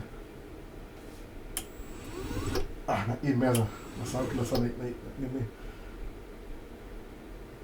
Sasa anything else? Swali. Napigia simu na my dad. Nashinda sijui namkolaje. Amenichacha kidogo, sijui kama amerudi. I think amerudi. Alikuwa Kenya. So message gani kazi? Best book to read. Mezi kuna mingi sana. Naona. Nikitaka Jumping Army. Ni nini hiyo? Nina Grace. Nikitaka Jumping Army. Ni nini hiyo Jumping Army? Kuna so many books to read. How can I join the army? Ndio hiyo. Okay, kila mimi najua na army ni hivi. Kama umekam na hiyo F1 as an F1 student, I'll recruit watu locally. Najua locally. Ile I don't think kutoka Kenya, siwezi kuwa sure by the way, kwa sababu kuna wase najua walikuwa Kenya, they were working with kama US military kama contractors, alafu wakatransfer nao kuja kufanya the same thing hapa hivi. Lakini most of hizi vitu kama za US maarmy na nini ni poa kuwe hapa, because utapata kwa every neighborhood kuna kama recruiting center, au kuna kama ofisi yao hivi. So wasema, do you want to join the army? Utashow up pale hivyo, alafu utaenda uongee na huyo recruiter, alafu akwambie the things they need. The younger you are, the better. So I think army cut off yao sijui 27 years, I think so. Kama ile kuingia recruit ile from beginning.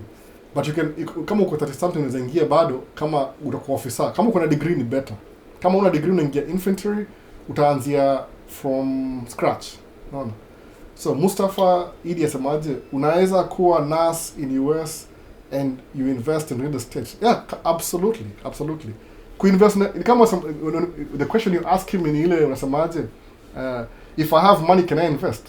Yes, you can. Sababu nursing really pays good. Kama uko you don't have a lot of commitments, instead of just traveling the world and buying expensive things because you're making too much money. No. You're rich. Unasema hivi, wacha ni forgo easy. Nursing pays really well, honestly speaking. Ile tu you have to go to school for it. No, you and your difference. Lazima uende shule. So to sacrifice you 2 years, 3 years, you can shule graduate, but it pays really good. So when you have extra money, what do you do with the extra money? Watu wengi au kula raha. It's good, it's still good kula raha, lakini what you can do ile unaweza sema hivi, utumie maybe 30% of your income, alafu the remaining we invest kwa kitu kingine kama usave maybe want to save some money. Sometimes you want to down payment immediately. Sometimes you have to save a couple of paychecks before you can about down payment. Then you buy a house. Alafu if you don't want to live in that house, we rent out. When you rent it out, even if you're not making any money, ni asset. It's on your name. Your net worth is your salary plus this house. Then if you did that within 1 year, next year, save, buy a second house, rent out. Eventually, 2-3 years, utaweza make maybe 1,000 from this house, 1,000 from that house. Alafu pia own the overall house. Unaona kitu hiyo? Nafanya in hiyo session ile ni explain ile invest pole kwa kuna job. When you make more money, the wisest thing to do si to spend all the money at once. Jaribu ku backtrack kusemeaje, I'm going to live off this, which is a comfortable. I mean, kama wewe ni nurse for example. Nurses zao lipo kama 8,000. I think it is 8,000 minimum, 8,000 a month. Minnesota hapa hivi. California labda ni 15,000 sijui. But pia cost of living ni high California. So nasema hapa hivi minimum. Suppose you're making 8,000 a month. Sawa. Alafu uko single, wewe ni nurse. Okay, a decent. So if you want to buy your own house, uko single maybe. But a decent apartment in 2,000. Preferably nunua nyumba yako. Maybe kwa $2,000 pia. You buy your own house. Ndio ile kuna garage yako na kila kitu. Then unabaki na 6,000. Alafu sema 1,000 ni nini? 1,000 ni maybe I don't know, expenses, food, easy my utilities. Okay, so you're making 8,000. Save 4,000 every month. No, just save 4,000, whatever happens. I mean, if you need an extra 1,000, save 3,000, kulei 1,000, whatever happens. But just put money away. Kama ni 4,000, by 10 months you need 40,000. By 12 months ni 44.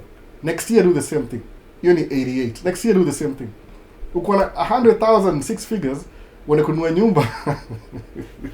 Wanakununua 100,000, usha qualify already. It's a very good down payment. Labda ununue nyumba mbili alafu the whole. Yani, there's a system in place. Labda they explain baadaye ile step by step na nini na whiteboard ndio watu waelewe. There's a more advocate hapa hivi. Yani when I'm saying these things kwa internet samaje, invest in yourself. make dough, kwa sababu the possibilities are endless, especially ukianza life yako with a good job, with a good income. 10 years from now, kama uko na the right mind, utakuwa richer. You don't even do anything. Ulimaliza shule, ukapata job yako, ukaendelea. Naona wale mwingi mambo ya tracking ni hivi. Tracking ni ile, if you didn't go to school, au kuwa na time, au kuwa na shule kabisa, au kuwa na school, na maanisha university, Twitter school hapa 1 naona, if you didn't go, au na degree, uanze na tracking. Tracking ile ita speed up, utapata ile income ya mtu mpata degree in less than 4 years. Ile msema hivyo. Alafu at the same time, the same formula, useme I'll leave off this, I'll save this. Now, mimi ilinitake kubuy track yangu ya kwanza, I started saving like 3,000-4,000 a month for 2 years. Acha, by the way, nilikuwa nafanya hivi. I get paid, najiandikia check. Mimi mwenyewe. I write a check for me. Okay, see mimi for me. I write a check from this account to another account. Najiandikia check yani. Nilani hivi, yani kuna I'll tell you the whole story. I don't know. Acha repeat just for this wale wageni. Ilikuwa hivi. Learn something from some guy called Dave Ramsey. Dave Ramsey. It was Total Money Makeover. You know your book, Total Money Makeover. I think I don't have that book anymore. Sijiko happy. I need to buy it again. So akasema hivi, when you have debt, uko na debt, the first thing you want to do is like make more money. Kwa nini? Because the reason why you got into debt in the first place is because you're living above your means. Meaning, your lifestyle is more expensive than your income. I mean, is that true? Everybody. Kuna wase, that's very true. So if your lifestyle is more expensive than your income, what do? You make more money. So, true. So now when you make more money, what happens? Don't spend all the money you make, because remember, you have debt.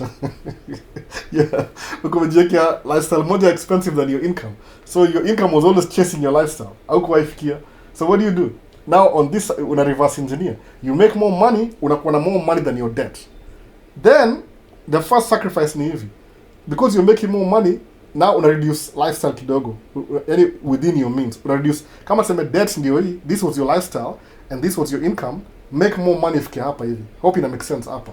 So ifika hapa hivi, you know, so if your money is above your lifestyle, that means you have a chunk of change hapa hivi. So fanya hivi, to speed up the process, reduce your lifestyle to upper. So ndio uko na 2 times, uko na 4 times power ya kupay off debt. Then what do? Now focus on the debt. Other than the smallest debt. Ile kama itonga the snowball effect. So snowball effect ile vile snow ina roll from the hill, inakuwa ndogo, inakuwa kubwa, but ina peak more snow as it rolls down. Mon glacier hivi kwa mountain. So once you shall pay off your debt, the trick ni ile, by you reducing your lifestyle hapa chini and paying off debt, that means you're using the extra money that you made to pay off the debt. Question ile, what happens once your debt is paid off? What happens? You have extra money. Kwa nini? Because umereduce lifestyle yako to this level and you still have this income. Mwana sasa. So what do now? It's easier for you to invest this income. Hata kama una uchungu semeaje, okay, I want to take a break. Toa break. Sema aje, nimekuwa au tanga hivi, kuna hizi ni sabbatical. Sabbatical ni ile every 7 years you take a break. Sabbatical. You take a sabbatical. Take a rest. So I think sabbatical means rest. So take a rest. Sema aje, man, I spent 2 years paying off my debt. Okay. So, and how much money do you have? Because kumbuka, you're consistently putting money away for investment. Chukua 10,000, sijui utaenda wapi, I don't know, South America, whatever. Enda Chile, Argentina huko for a tour for 1 month. Ama kama unapenda kwenda Europe, enda Europe uende kufanywa racism huko. Whatever you want, mimi sijui. Mimi naenda tu Africa by the way. Africa. Enda Kenya, Ethiopia, South Africa, maybe Egypt, alafu nirudi hapa hivi. It's more valuable to me kwenda Africa than any places zingine.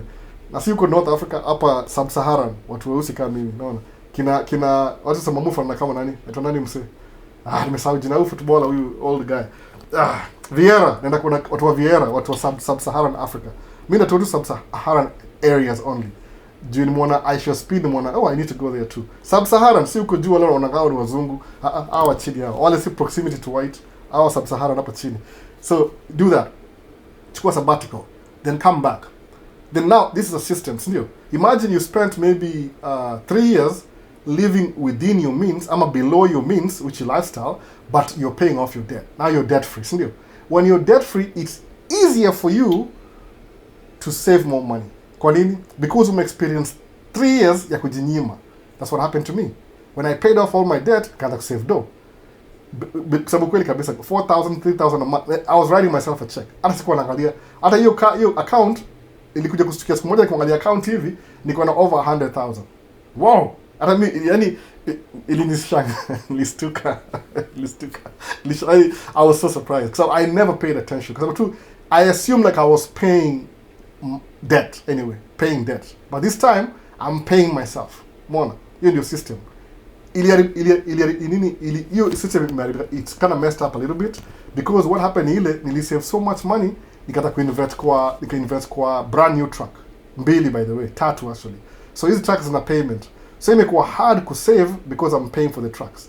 But lifestyle yangu is still the same na pia na maintain vitu mob sana. Alafu pia I'm thinking about my next move.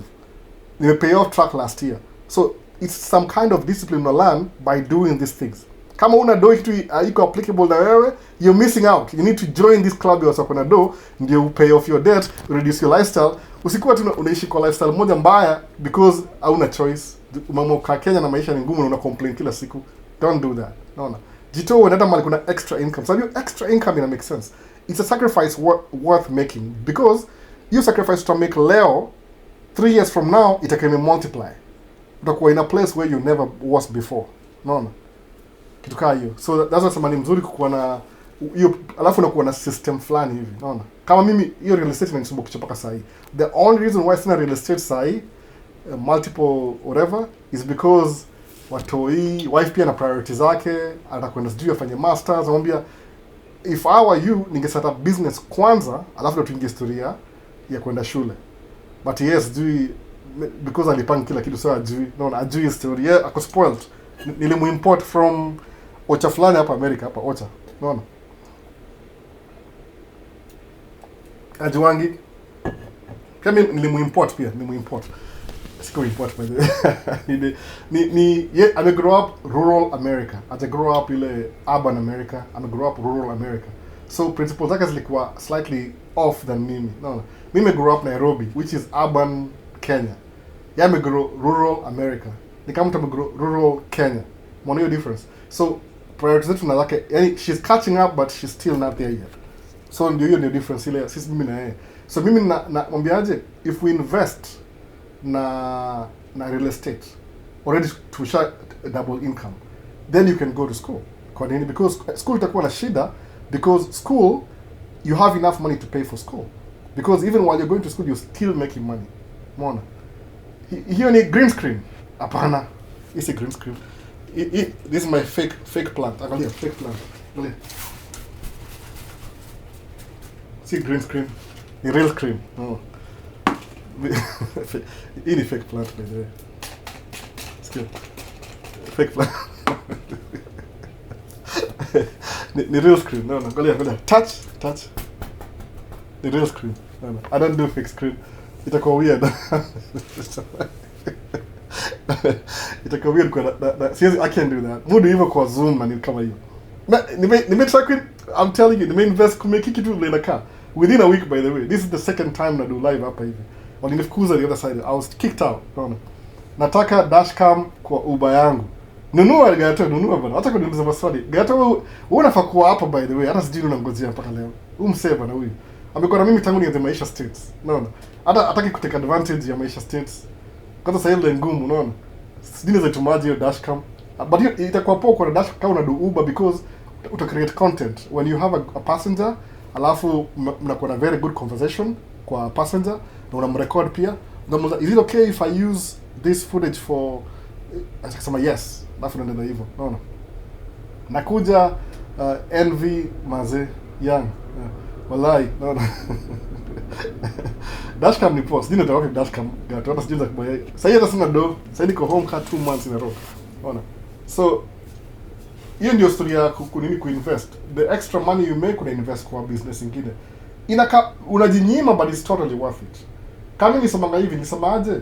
Yaani hiyo I'm going to be honest. Dave Ramsey, I don't know simjui in person. I don't know Dave Ramsey in person. I don't really know him. Probably when I meet him, I will hate him. Maybe he's a total, whatever, piece of work. Maybe, no, maybe jinga sana wa mwisho. Never meet your celebrities. Never meet a celebrity utashanga. So Dave Ramsey, but whatever he said, ndio nilichukua hiyo principle nikalive nayo. Sikuwa na choice. I don't know what to tell you. Yeah, this about two. I mean, the reason why I'm taja ni ile nisemaje, whatever he just said it makes sense kwangu. Because it makes sense kwangu, what I'll do ni ile I will try these things out and see. Kwa sababu sikuwa na choice ingine. I had that, my lifestyle. Alafu ilikuwa funny. Hii place ni too cold. Ilikuwa funny ni hivi, yani sikuwa na mentor ule wa kunifundisha vitu. Na ilikuwa my lifestyle was higher than my income. Unaona hiyo? My lifestyle. See, by choice, I didn't choose to have that lifestyle. Meaning, I was too broke to even survive. I was too broke. My lifestyle was here, my income was here. So what I did, I can get tracking, started making more money. So because I made more money, this lifestyle ilikuwa ile singe afford, ikakuwa a piece of cake. Unaona, kwa sababu my lifestyle was 30% of how much money I made every month anyway. Ule mtu anataka kuingia tracking ni mbaya. Haikuwa in one day, nilipata license, nikaingia driving kwa over the road for like 2 years, nika quit, walimalizia kulipa student loan, nikaanza kuendesha msee locally na truck yake, alafu nikabuy hiyo truck kwake, nikajifanyia mwenyewe for 4 years. Ilinitake kama 8 years to stabilize, but still I was making more money than I needed. Nikasema, yani what happened ile, nilisikia teachings za msee Steve Ramsey recommendation, then I followed them, alafu nikaona hiyo outcome. I saw the outcome. Unaona? Bila hata kutry. Outcome ilikuwa, yani it was there. Outcome, I mean, that was the outcome. So nikaona hiyo outcome, sema this is a really good thing. Nikataka kuipractice. Alafu nika realize at some level haiko applicable. Juu kasema pay off all your debt, throw away your credit cards. That part ilikuwa tricky. Hiyo si agree na I used to agree with him, but nili outgrow hiyo. Kwa sababu the moment nikataka kutumia credit, kwa sababu ningetoa wapi pesa kununua truck mpya? How many years would I have saved ndio ni buy truck ya 240,000? Kama ni take 3 years ku save 100,000, ingekuwa kama 6 years hivi ku save 200,000. Alafu maybe 6.5 years, maybe 8 years kununua truck ya 240,000. And by that time I save hiyo do, ingekuwa na hiyo truck ingekuwa 300,000. Hata singewahi afford bado. It's like it's fading away. So trick ile ni hivi, save enough down payment, Kenya sitanga deposit. Save enough deposit, nunua truck. Alafu hiyo truck will give you money still because you're na cash flow while you're paying for it. Alafu 5 years in, kama sahi mimi 5 years from 2020, truck is paid off in full, I still have the truck. So when I go back to work this year, beginning this month, February, what's going to happen ile ni yangu ita increase. Itwaje? My income will increase. The truck is paid off. Unaona? So if I want to, I can buy another truck na ingia loan tena. Alafu nitafuta direct, so nianze na hustle lingine tena. I have 2 trucks by the way already. Alafu wife akona moja. Hiyo ni kwa under jina yake. Ni yangu lakini kwa under jina yake. So ni yake. Anyway, tuache story mob, ni yake hiyo. To agree. So but yeye mwambiaje, use your extra income kulipa deni yako, then when you do your masters you don't have any debt. Au nangi hiyo kwa sababu every time you have debt you're liable to it. Ni liability. Because you make money, you have to pay your debt. You make money, you have to pay your debt. So you're a slave to your debtors, basically. Because every month lazima warudishie pesa yao plus interest. No. So yeah, askiangi sasa. Gela hiyo story ana nini? So okay, the story nyingine. Wallahi, kisa mtu alifika US lazima aende shule. Akifika si lazima, but it depends on your condition. Kama if you kama unataka kuspecialize na career fulani, specific career, maybe utakuingia kama mimi knowing what I know now. If I knew what I know now, ningeingia US the first time, ningefanya nursing, alafu ningefanya nursing kwanza, alafu nifanye itwaje civil engineering ile ya barabara. Because what I noticed later on civil engineer liko pesa mingi wewe. Alafu nobody talks about it. Liko pesa mingi sana civil engineers. So ile ningefanya hivi. Alafu uzuri ya civil engineer ni ile, the more you study, kama kuna master's degree, you can basically run your own company. Na zile contracts za barabara zile. Oh, wewe acha tu. No, acha tu. But it's too late now. It's not too late. If you're planning to specialize na a specific career, kufika US, enda shule for that career while you have a job on the side. Alafu eventually ndio ufike useme okay, this makes sense to me, alafu we pursue. Yani while always have a goal, alafu pursue your goal yako juu nobody else will. Kama wewe ufanye nini mwingine anafanyia? Ni wewe tu, by the way. Place ni baridi. So hizo headphones ziko aje? Hizi ni za kitambo sana. Boss ni Boss, vitu kama Boss 35 kitu kama hiyo. Ni ile ni comfortable too, ni comfortable. That's what moves to me. Hizi zile si za podcast ama hizi za kawaida. Actually ni Bluetooth. Nimetumia wire just to be specific. Nimetumia wire. Hii ni wire yake ile tu extra, unaona? Naweza unplug hapa hivi. Ni Bluetooth. The Bluetooth ziko na battery ndani. Ziko battery powered Bluetooth. But ni comfortable. Hizi very comfortable. So I can wear them for hours na sisikie uchungu. Unaona? Basically that's why my bald head. That's why, unaona? Ni comfortable. So, nasikia wase huishi kwa truck. Naweza penda hiyo only wow atasiji. Unaweza shika truck ukitaka. Mimi siwezi shika truck, by the way. Ili kama kwa siwezi shika truck. I don't think so. I cannot. Siwezi. Nafanya podcast wapi bwana? No, I need space. Angalia. I need space. I need my fake background. I need space. Siwezi shika truck mimi, siji kwa nini. What about my kids? I gotta spend time with my kids. No. Siwezi shika truck. Ni ngumu sana. Can shika maybe temporary, one job and depart 50,000 maybe. No. Bro, naisikia DV inafunguliwa. I think so, Mr. G, but haikufungwa by the way. It's still on, haikufungwa kabisa. Ni ile tu kulikuwa na government shutdown for 1 month, ilifaa kufunguliwa alafu ikakuwa postpone. Whatever happens, G. But somebody will address that. Somebody will sue. Unajua every agency in America in government, it's independent agency. Kama ya green card ni independent. So ikikuwa somebody will fight for it because kama kuna my employees, these people who work, they have real jobs, they do this thing. So ukifunga DV, it's like you're messing up a lot of people's jobs. So somebody is, I think ni ile house body iko inafunguliwa this month ama house iko on pause or something. Somebody will address that. Kuna wase they're supposed to be working on stuff and now they're not working. Inakuanga shida kidogo. Alafu iko understaffed pia because a lot of government people were fired kwa the new administration last year. I don't even know why, but sometimes it's hard for me to understand. So Mike October, what does that mean? How about IT? Anything, man. If that's your thing, musema hivi, tracking ile tu, the best I know ni ile that I share my own experience. Kwangu tracking ilikuwa the quickest money I can make without school. Sababu school, watu wongea, enda shule. Shule si free, by the way. You think it's free? Si free. Ukienda shule, chances are, utakuwa na student loan. My wife akona degree. Akona student loan ya $80,000. By the way, si free. Shule si free. So, ukimza mimi, somebody who's looking forward to making more money.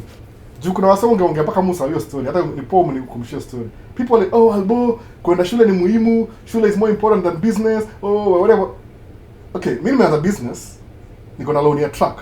But I'm still making money.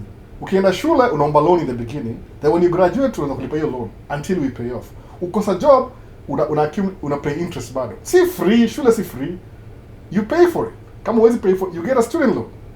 Mbona unasahau study student loan kama appealing? So because mimi nilikuwa driven to make money, nikaona nikiongeza the only student loan nilichukua ile ya truck driving ilikuwa 6,000 hivi. I ended up paying 6,000, ilikuwa 4,500.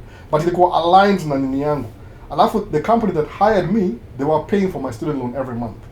So nika now almost 2 years wakinilipia. So I paid my dues. Because I was driving for them for minimum wage, but they were paying my tuition. Wana hiyo difference. So ilikuwa free, so ilikuwa paid training basically. Si free. Watu wana kama shule ni free. Direct shule, but lazima kuna strategy. If you're going to do nursing, alafu uchukue student loans, maybe by the time una graduate utakuwa on 100,000, on over 100,000.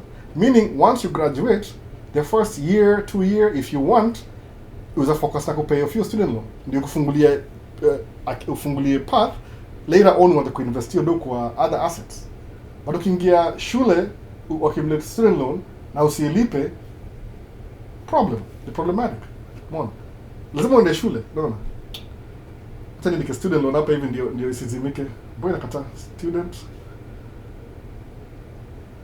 student na kutype ndio TikTok isizimike. Is not free. No, school is not free. Okay. Nasema hivyo. School is not free.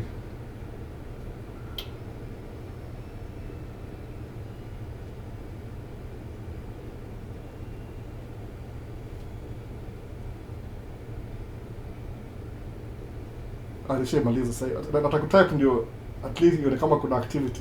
Sijamaliza sana. Sawa, enter. YouTube is nikange.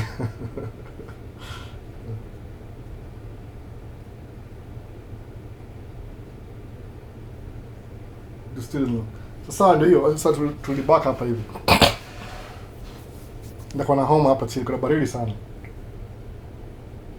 So hizo phone okay, ziko na NCE na over rare ama hata sijui. I don't know the specific. Ni look up ni boss man. Something 35. Nza kama 5 years ago. Ni very old. Kuna easy latest ni 5 years. Niko na kama 3 hizi pair. Ni kitambo sana. Niko moja kwa wife, ingine yangu, ingine watu wawili but hata watu wengi ni most hizi. So ni babri moja hapa hii black juu ina blend in na background yangu, hii fake background. Na so two maziwa basi. Siwezi kutumia pesa, I'm so sorry. I used to do that a year ago, 2 years ago or something. I don't send money anymore. My money is tied in other things crazy. Niko na vitu mob sana na deal naye sasa. Siwezi kutumia pesa. I don't have any extra. I used to but I don't have any extra. Siwezi kutumia do kabisa. Labda unifanyie service I'll pay you. But free money I don't kabisa. Sina hiyo do kabisa. Kwanza last year nilimake loss vibaya sana. Nilikuwa na loss ya siko loss sana, nilimake less income because nilirun track moja tu. Nimelose kama 100,000 last year because of one track. Siko run 2 tracks income. So sasa niko tight sana. Bro, nasikia okay nimefuliwa. Mike October, how IT. Uko na extra wireless mic I can loan borrow please. I don't have any. Everything I use. The last time we upgrade last year. We upgrade from 2024 to 2025. So everything in Kenya. Kuna soko nazo unajua. We upgrade your time. So more upgrade after a while. It's going to upgrade every time. It was about time. You can upgrade. So say everything I have I'm using everything. Everything kuna sina kitu extra. Maybe mpaka next year hata sijui. Unaona? Do everything kuna everything is working good now. Before niko nimebuy vitu extra sasa kuna tumia. Niko na ma GoPro sijui 5 nikazi giveaway zote. Unaona? So nobody is here to save you. It's you to save you. Kujituma, you're the only you possible. Kabisa. Gato jaisa hiyo story ni kweli kabisa. Unaona? Student loan is between student loan na track loan. Sasa au ndio amua mimi naenda na track loan. Sio sema hivyo naamua. Mimi goal yangu ilikuwa if your goal is to go to school, waenda shule. Don't let me rob you from your whatever ile you want to do. If you decide to go to school, enda shule. Achana mimi. Me nisemaje I wanted money. I wanted money first. Sababu kama ningeingia shule ningekuwa na student ya 40,000, 50,000. Tracking ilikuwa 4,000, 6,000 hivi. Actually most of it nilipiwa na ile the company that I was driving for. It was Swift. Walinilipia for 2 years walinilipia student loan. Alafu nikalipa hiyo balance ya mwisho ka 1,500 because niliquit mapema sikukaa mpaka after 2 years. So I had to pay the balance. Ilikuwa 1,500 hivi. So they end up kulipa 6,000 altogether kama penalty ya quit mapema. But it's okay because the following year nilimake enough money ya pay off.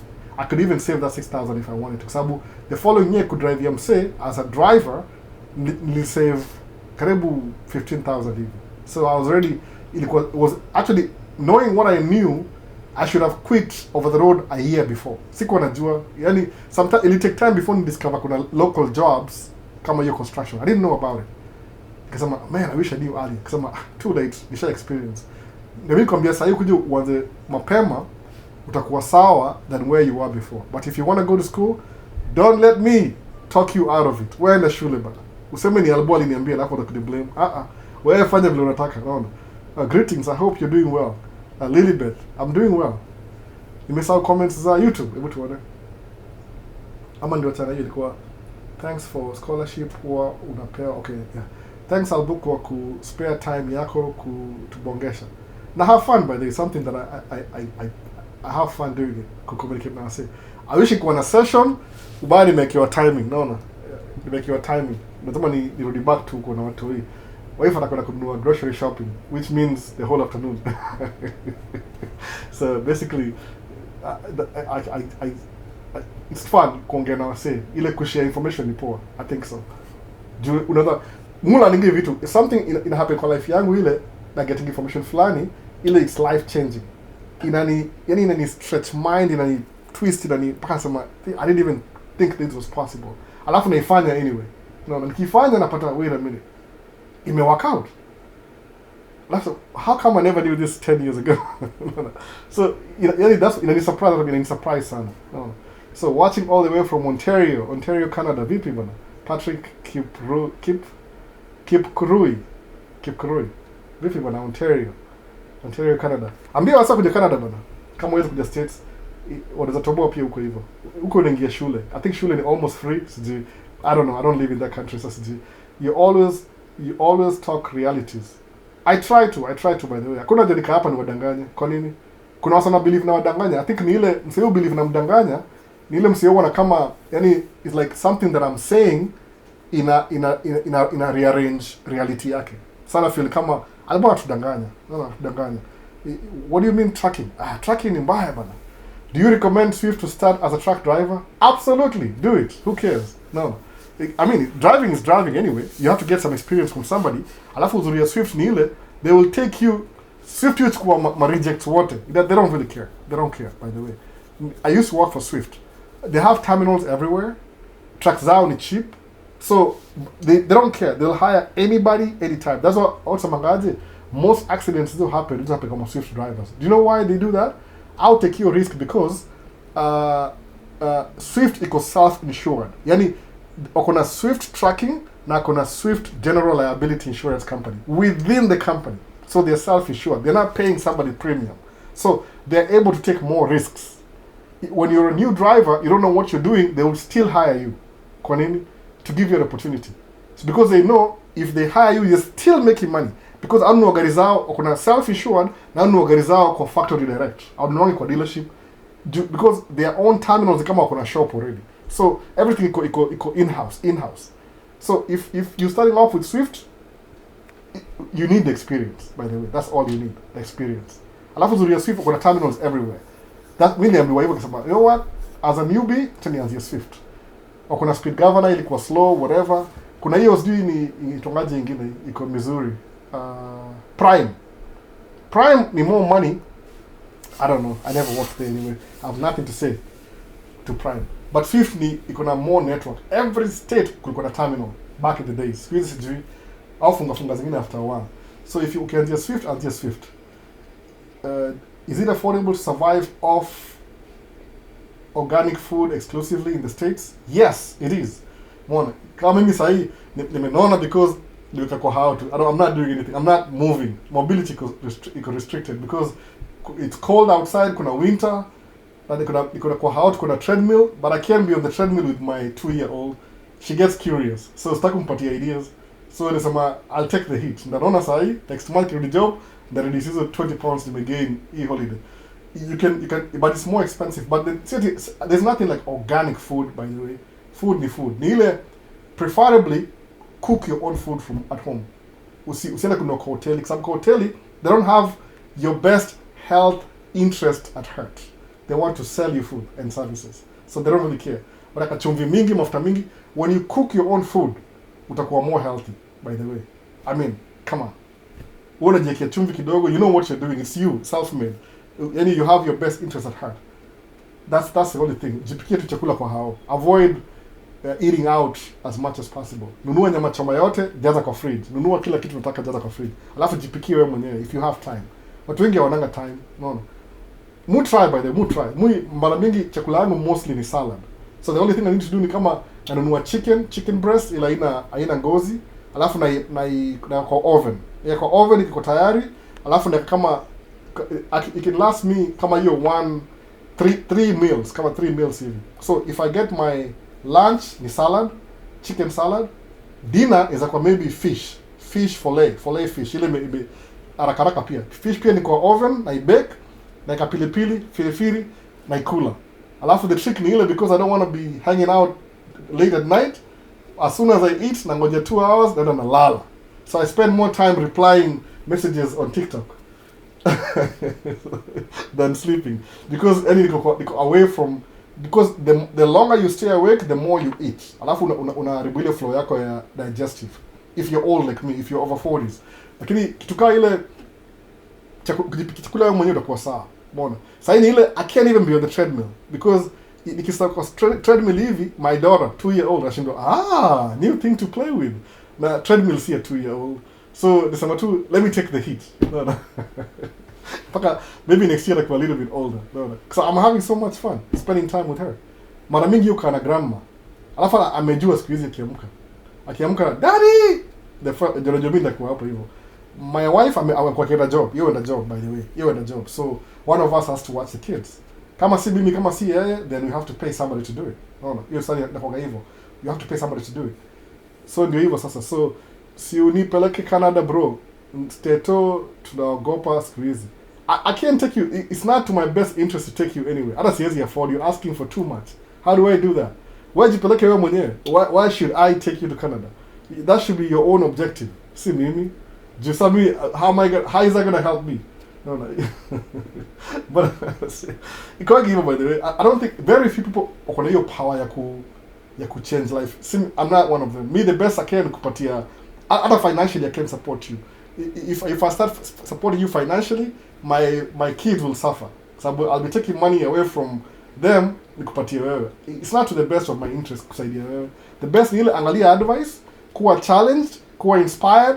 Alafu usibaki na inspiration peke yake, kwa sababu inspiration peke yake ni kama religion.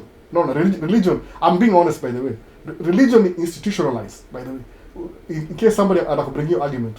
Every religious organization in the world sahi, it's actually institutionalized. Ni systematic na ni structured. No. Nimesema nini?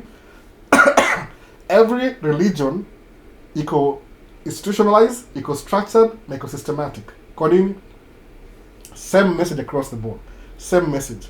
Somebody, a daddy from the sky will come and save you. Alafu na believe you wholesale. While the people who are preaching to you the same message, wanajifanyia vitu peke yao. Walking on their sky daddy, they already live in the sky daddy. Alafu the reason why kuna hiyo difference ni ile wanakuwa sema, oh, look at these peasants. They believe everything. No, kwa sababu unapata ukienda kwa church, everybody in the church is poor, but pastor ni mdosi. Kwa nini? So you're the ones funding lifestyle yake. Do you think ata change message yake? Haizi change message. Kwa nini? Because akichange message yake aseme go work hard by yourself, mtatachache muishie nyinyi wote muende. So they have to keep the status quo the same. No, ndio msiwachane sababu wewe unaishi hell on earth au unaishi heaven on earth. Alafu wewe unakaa chini anticipate one day. Kama juzi nimeona, for example, usema watu ni maskini sijui wapi. Nimeona video moja sijui ya Kenya, Ruto amekuja kudrop you off na sijui ni Lexus, gari moja SUV ama ni Toyota Lexus. Alafu ameingia helicopter ya Kenya Air Force One. Alafu imempeleka. Alafu at the same time akienda hivi juu kulikuwa na two Air Force helicopters, alafu 2 more from the other side. Take off tu ameenda. No. Alafu atoka kidini sababu yeye ni president, anakuwa ferry the helicopter plus backup zingine 2 while everybody else hata hivi afford gari. Mbona sasa? So angalia what makes kuwa superior kila mtu. Si ni president, na wewe si president. Sawa. So bring the same thing to a church. Kila mtu ni maskini, pastor ni mdosi. Alafu nasema, si hivyo ni faith, si institutionalized, si systematic, si structured. Ni structure, kwa sababu kuna structure, naona. Wewe ni consumer. Unapoa message, alafu unailipia kwa sadaka. Yeye ni producer, anaproduce message na mlipa. So, ni transactional, naona. Institutionalized. Alafu so unaamini ati when you want something to be done to you, lazima uombe, alafu ngoje. So if things don't work out, I'm being tested. If things work out, when I give God the glory. Are you sure? I mean, I'm not picking on specifics. Nasema tu ile ukweli kabisa. No. Na the things mimi na discover hivyo. If you need something, kama nataka kubuy camera mpya, I will go and buy that camera. Okay, sina pesa. Naenda niwaambie, do you have a credit card? Yeah. Let me buy it on credit. Nalipa pole pole. Alafu nilipe, alafu nikuone pole pole. If I don't pay it on time, I'll lose the camera. What does prayer got to do with me buying the camera? Nothing. No, nothing. If I want to buy a building 2 years from now, that's save dough. I'll sacrifice every month. See sadaka ati somehow I'll give away my money, then it will come back as a blessing. No. I'm telling you, man, sijisemeaje, labda nakuwa in trouble kusema hizi vitu. That's almost samangaje when it comes to mambo ya business, toa emotions na feelings. Kuwa tu logical. Kwa nini? Because logical, that's how you make profit. Watu make profit awaga logical. Akwangi ati emotions na feelings. Sababu emotions and feelings, it depends how you feel like. Kama leo, I don't feel like going outside. Kwa nini? It's snowing outside and it's cold. So if I wanted to go make money today, alafu it's snowing outside and it's cold, guess what I'm not gonna do? I'm not gonna go outside because it's snowing and it's cold because I don't feel like it. But what if my mortgage rent it could due today? It's due today. What do I do? If it's due today, what do I do? I have to go to work. No. Prayers then make you do. Apana. Offering, apana. It will come back, kickback. If I want to get kickback, nachukua pesa yangu ni invest kwa shares, zile zina dividend every 3 months. So every 3 months napata dividend. No, that's what you do. Be logical. Has nothing to do with your faith, your emotions, nothing. No. If you have your faith, its place. Lakini mambo ya business ni business. Focus na business. Wacha na story ati nataka kupata embassy visa. Wacha niombe Mungu. Yeah, pray with that plus action. No. If you really have to pray, you pray sababu ni ile you're conscious. Ile also mangani personal. It depends on how whatever your body, whatever you deal with, wewe mwenyewe selfishness yako, selflessness, deal with it. Lakini the action needs to take place. No. If you want dividend, invest in shares. Companies that are doing really well, we invest ununue shares zao, you lose money to gain some little bit of money consistently. No. Hiyo ndio sorry kwa hivyo kuna story nyingine. Sema ati una rely on prayers alone. Hiyo ni kama kusema ile love ya feelings ile love ya feelings na emotions. Alafu when the feelings and emotions are not right, una lose love kidogo, then you gain it back. No. Kama ina action, anyway. I don't know how to explain that. I'm stepping on toes. I'm really careful how I define the misunderstand. But if I'm saying it exactly the way I'm saying it, and understand, you know exactly what I'm saying. No. Where's the material body bring Canada? I can't do it. Why would I do that? You could pay $2,000, you could pay accommodation, you could pay food. Missy, I mean, what do I gain with that? Absolutely nothing. I find it's 2,000 even the invest kwa shares, it make a dividend here 300 every 3 months. I'd rather do that, because I'm gaining from buying that. No. Than bringing you to Canada. Why would I do that? No. Sema kweli kabisa. Let's just be honest. Why would I do that? Sikujui tumemeet hapa hivi ni mwana tu jina. Hata sijai kuona in person. Hata bro, sijai bring hapa bro mdogo. I'm just saying, brother. I'm just saying. Kama understand. No. Kuna action you have to take. Kama utakuwa na do, labda utaenda Middle East. Kwa nini? Kwa sababu visa Middle East kwenda kudo job as a laborer is easier than visa ya HB1 America. Kwa nini? HB1 are a professional, master's degree. Like kuja America na hiyo work visa, you have to be so exceptional that there's nobody like you hapa hivi. Then you'll get the visa. And you're so good that even you won't go seeking for the visa. The company will get you from Kenya and bring you over here. Kivyako. But kama uwezi do hivyo, beyond reasonable doubt, hiyo ndio ukweli ile work visa. But ukienda Middle East, anybody can work anywhere. Kwa nini? Because kuna structure yao, they need laborers. So what do? Kuwa na hiyo mindset. Enda pale hivyo, create your own income. Live within your means. Save some money. Tembea kidogo ndio ile uchafue passport. Siku hizi sikia passport haina stamp, niliambiwa na waseka comments. Hakunanga stamp siku hizi, ni digital footprint. Travel. Sababu a person who's well traveled, you don't need to justify anything. You know what you do? People can tell you well traveled. Si lazima ati, no. Kama say somebody can tell that me si maskini, you can tell by just looking. No. Unaona video quality, yani your eyes are not lying to you. Easy green screen, real screen. No. Hii ni microphone, Rode microphone. No, si cheap. Hata kitani hivi isikiki anymore. Jiko side moja. No. Iko directional. No. You can tell missing to maskini, you can tell. How did I get here? Nishawaambia. Hakuna siri. Unaona, nifanya hivi na hivi nika-apply nikapata kila. So these actions you need to take as yourself. Hakuna mse, nobody is coming to save you. Hata your daddy in the sky. Hiyo ni uliambiwa there's a practical way of doing that saving thing. No. Kama say if you want to get married, lazima utafute mtu mkatie. No. I think kuna maombi. Na sijui chances za nini exception to the rules ni kama 0.00%. Sijui ni ngapi. You'll meet somebody for the first time and mtamarry. Alafu mtamaliza na hiyo story hivyo. But hii story sijui ati unangoja tu. Ni save. Ati nenda unangoja msako kuone huruma alafu akusaidie. Nobody has time for that. No. Una blame serikali for your it's a system, you're not the one who created it. Ni ile kuna wase wameko huko hivyo, they've kept it the same. So msema step out of the system, ujimekie do, alafu ndio urudi. Ukiona albo kuna bahati nilipata green card. Sikupata green card na bahati, nili-apply by the way. I sent my application. Kuna action. So if I did that, the least you can do ni ku-apply for that application. Or ilifungwa this year. Okay, maybe next year iko. No. There's something you have to do to get the things rolling. Kama kuna ukibelieve ati people just if it's too good to be true, probably it's not even true. No. Ati mimi niliolewa nikatoka tu states. Aujui kumbe chini okay, anyway, whatever. Tuangalie Q&A. Hapa naenda to my own personal things. Nasema hivi based on some comments music getting by there. Kuna wase huko jao naongea vitu zingine sema ai nipeleke Canada mimi, why would I do that? No. Is it even legal?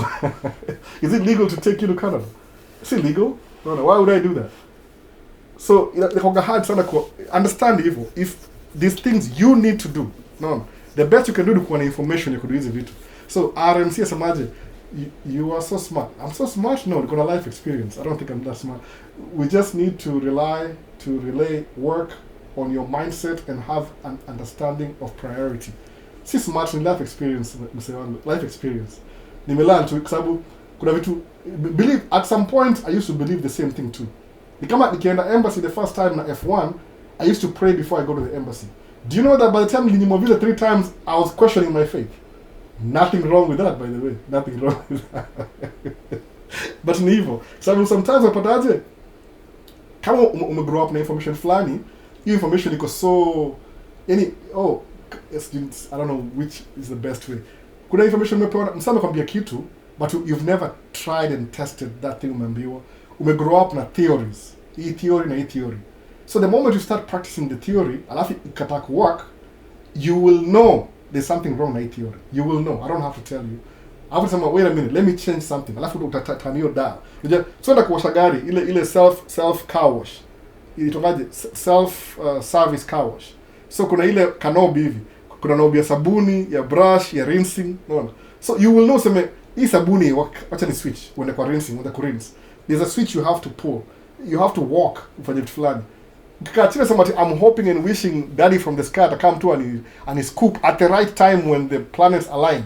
By the way, moon you align every month, once a month, every month. How come it happen when the sun and moon's not align? Eclipse. Nivyo yonangi juu I happen while you're sleeping. It align every month. How come? Anyway, no. Isn't if try tested things. No. Fanya me. How did I know this from hivi? Watu wenda Middle East. Sasa connect na watu kwa Middle East. Unanipigia simu tunaongea nao naambia life iko hivi na hivi na hivi. Una making do. Na make do basi si do mob sana. Kuna wasa cruise ship by the way. Comes a cruise ship alinipigia simu last week nataka kumcall back. Aliambia life yake imechange kidogo.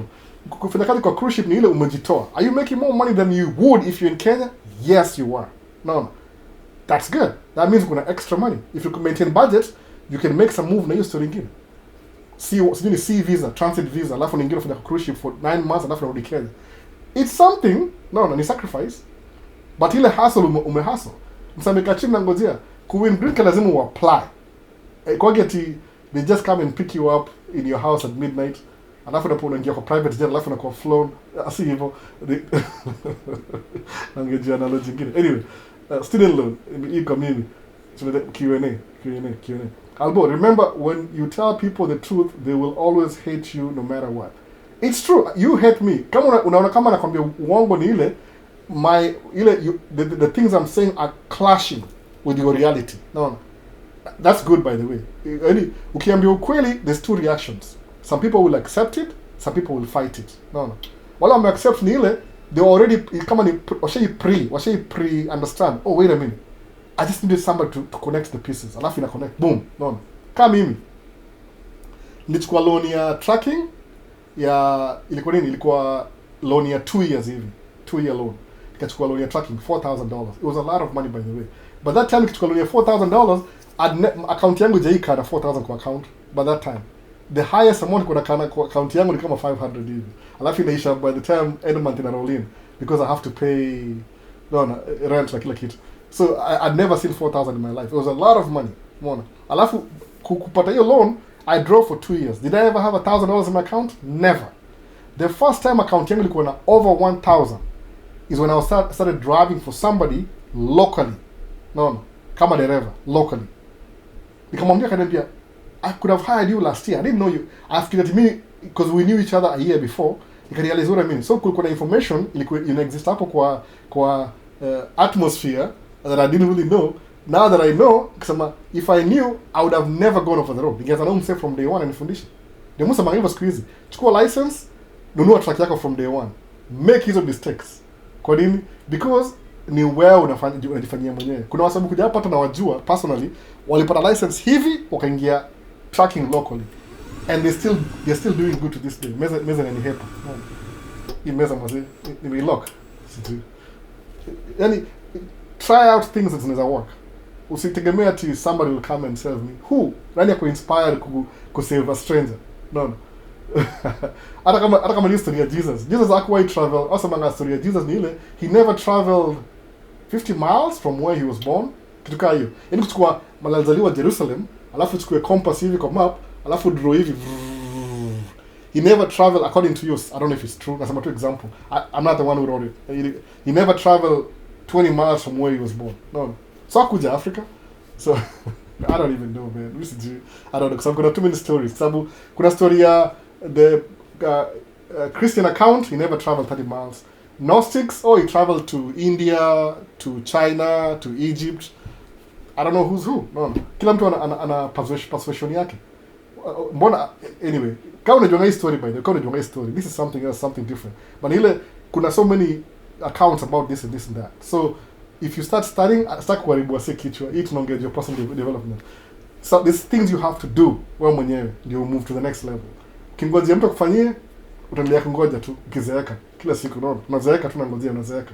Sijui utaamka sema one day sema this thing is not working. I've been doing the same thing over and over again expecting different results and they're not happening. So kuna baridi sana hapa hivi. How can you get a bank statement if you don't have any sponsor or rich relatives?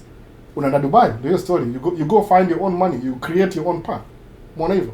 Mi siku ngojea mimi niambo hivi. Check kwenye maji bana. Hii place ina baridi sana. Hii kombe ni chafu sana, inafanya nyingine ile it looks good on camera. No. Nilikuwa nje on Friday, nikainje sana, maybe that's why.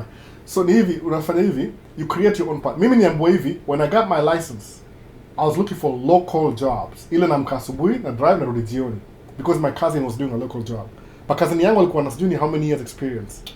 I tried to get those jobs, nika apply. Nikaenda. Wakaniambia, I'm telling you the truth, young man. We don't hire drivers who have 3 months experience. Minimum, we need 5 years experience. Nikasema, okay, 5 years, So I knew, UC class yangu, for me to get a driving job locally, I need 5 years experience. So I need degree, basically degree. They don't hire because sababu pay yao iko so good, it's right here pay yao, but they need experience. They make a pay yao, they don't have time to train you. They want you to show up at your job, you know what you're doing already. You could experience. They don't have time to train. Sababu hii ni job kama ya FedEx, ikuitwaje? Hiyo kampuni mesahau ya yellow, LTL, something LTL. I'll deliver packages. They don't have time to train drivers. Unashow kama uko experience already. They want experience only. So what did I do? Nikaenda over the road kwa Swift, the company that would hire me as a new driver. Kulikuwa na sijui ni Swift, JB Hunt, Warner Enterprises na nimesahau gari ingine. Swift, JB Hunt, Warner, nimesahau moja ya Orange, nimesahau jina. Iko Wisconsin, nimesahau hiyo jina. 4 companies that time. So maybe the 6, I don't even know. but I paid my dues kuwafanyia job. I did that. But kama ningejua mapema, if I met the guy who hired me for the construction, ningekuwa hivi. Ningekaa 3 months, ni quit, nikam construction. So I'll be richer faster. But sikuwa najua, it took me 2 years kujua hii information. If I knew it earlier, alafu kumbuka kitu moja, when I started driving truck kwa huyu msee construction, huyu Nigeria ito Bezo, what happened ile, I was making more money than I've ever made since I got my license. Kama dereva. Then, when I realized how much money he made, nikimwendesha gari the year, kisema, why can't I buy my own truck? Because kama mimi, I made him like 30,000 extra after expenses. I mean, lime kama sijui how much, how much money, but profit yake ilikuwa 30,000 plus expenses. Na ini, he was driving his own truck too. So nikama li double profit. Buy truck. Kubuy truck, I made so much money that I've ever made in my life. For the first time, niangalia 1,000 kwa account yangu naona kuna 1,000. No. When I bought my own truck, sasa 2-3 years, niko na 10,000, 20,000, ikakuwa kitu kama ya kawaida tu. Bado nina homa. So, kiangalia kitu moja, after 5 years, nikishaka na truck yangu, that company, ile company, ile walisema wataka 5 years, they never forgot me. They called me back. Hey, we just want to call you, you know, you were here 5 years ago, you asked me for a job, we need drivers, so do you mind coming for an interview? They can be, no, I'm not really interested. No, we have brand new trucks. Sana truck nipaka mafuta. We have brand new trucks, we'll give you healthcare, medicine. Can be, no, I don't have time. Sana shindo, how do I get this guy off the phone? They can be, you know, I'm not really interested. No, but you can I call you back? Yeah, I can call you back. Sikumpigia kanipigia simu tena. Ilikuwa namba sijai.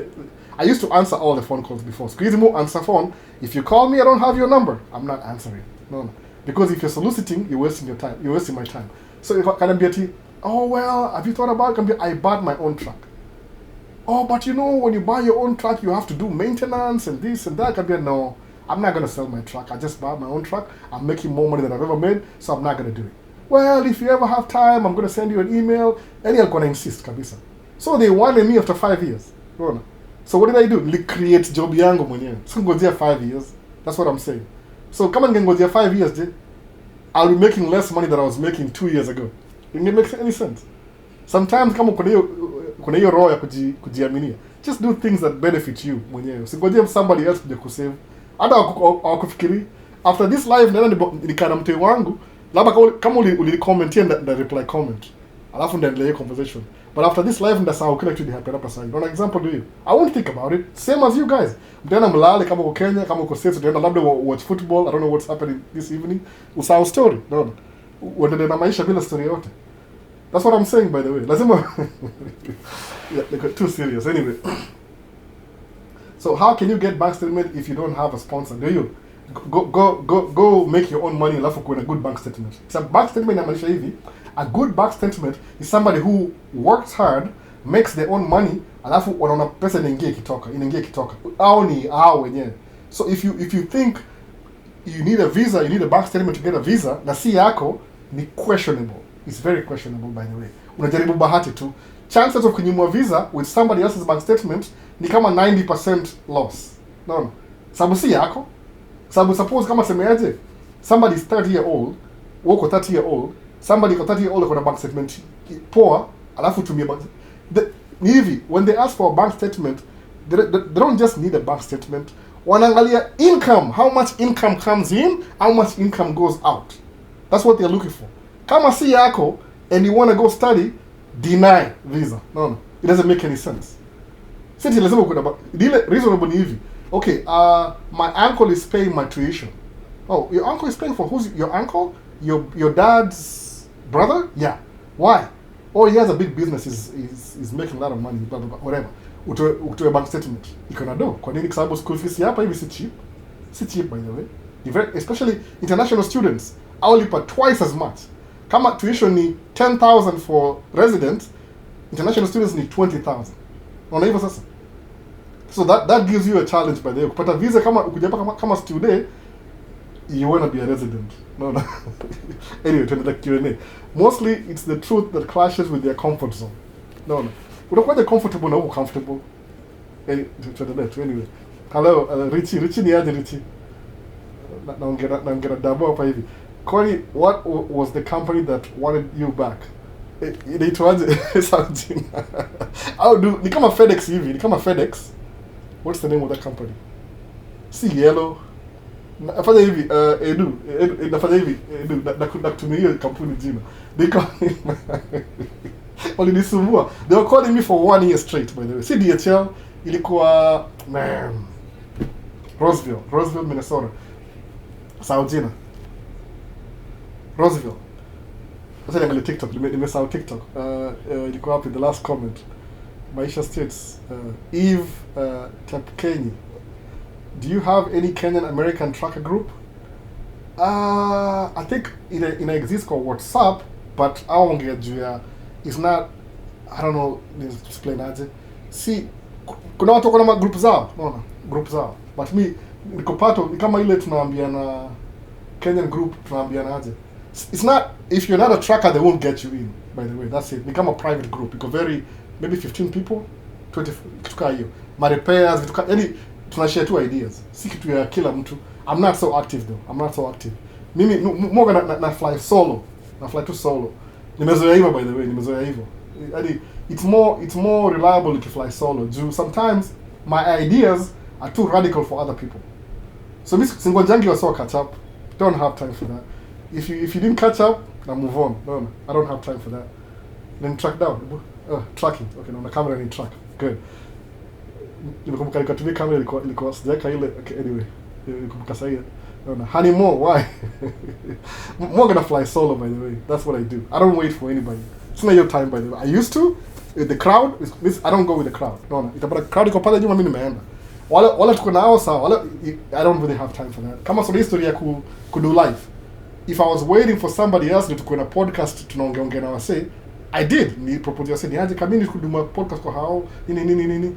Akasema no, okay, whatever. Nikaanza peke yangu. No. You see I can't wait for anybody. Siwezi ngojea. Ukiangalia na kamera ngapi? Na kamera 3 za podcast. I have the cameras. Niko na microphone 4, by the way. I was waiting kwa sababu semaje? It's more productive tukikaa chini wase watatu wala tuko very experienced na tracking tuongee. Nisikuka ati kama ni mimi pekee naongea. No. That's why channel yangu jai grow as fast because watu wamenizoea mimi tu. Huyu ni album ongea tu za kawaida tu. Boring stuff that makes you rich. No. He's talking about boring things that make you rich. Anyway, uwezi ngojea wase wa catch up. They will drag you down. Sometimes move like to solo. Nasema I need the camera because I say, what do you think? Should I get a Sony FX2? Only $4,000. Don't do it. Why? Nunua used. I'll tell you the truth. Mimi sinuangi any electronic used. Kwa sababu electronic ni tricky. Sometimes ile used ni ile msame itumie imekuwa na shida and they want to get rid of it. It happened to me before. No, nilibaki kitu fulani iko hapa, by the way. Ilikuwa $1,200. Nikainunua $800. I thought I had a deal. Kununua hivi, kuileta ilikuwa video switcher. Broken. Man. Inafanya kazi, so two things.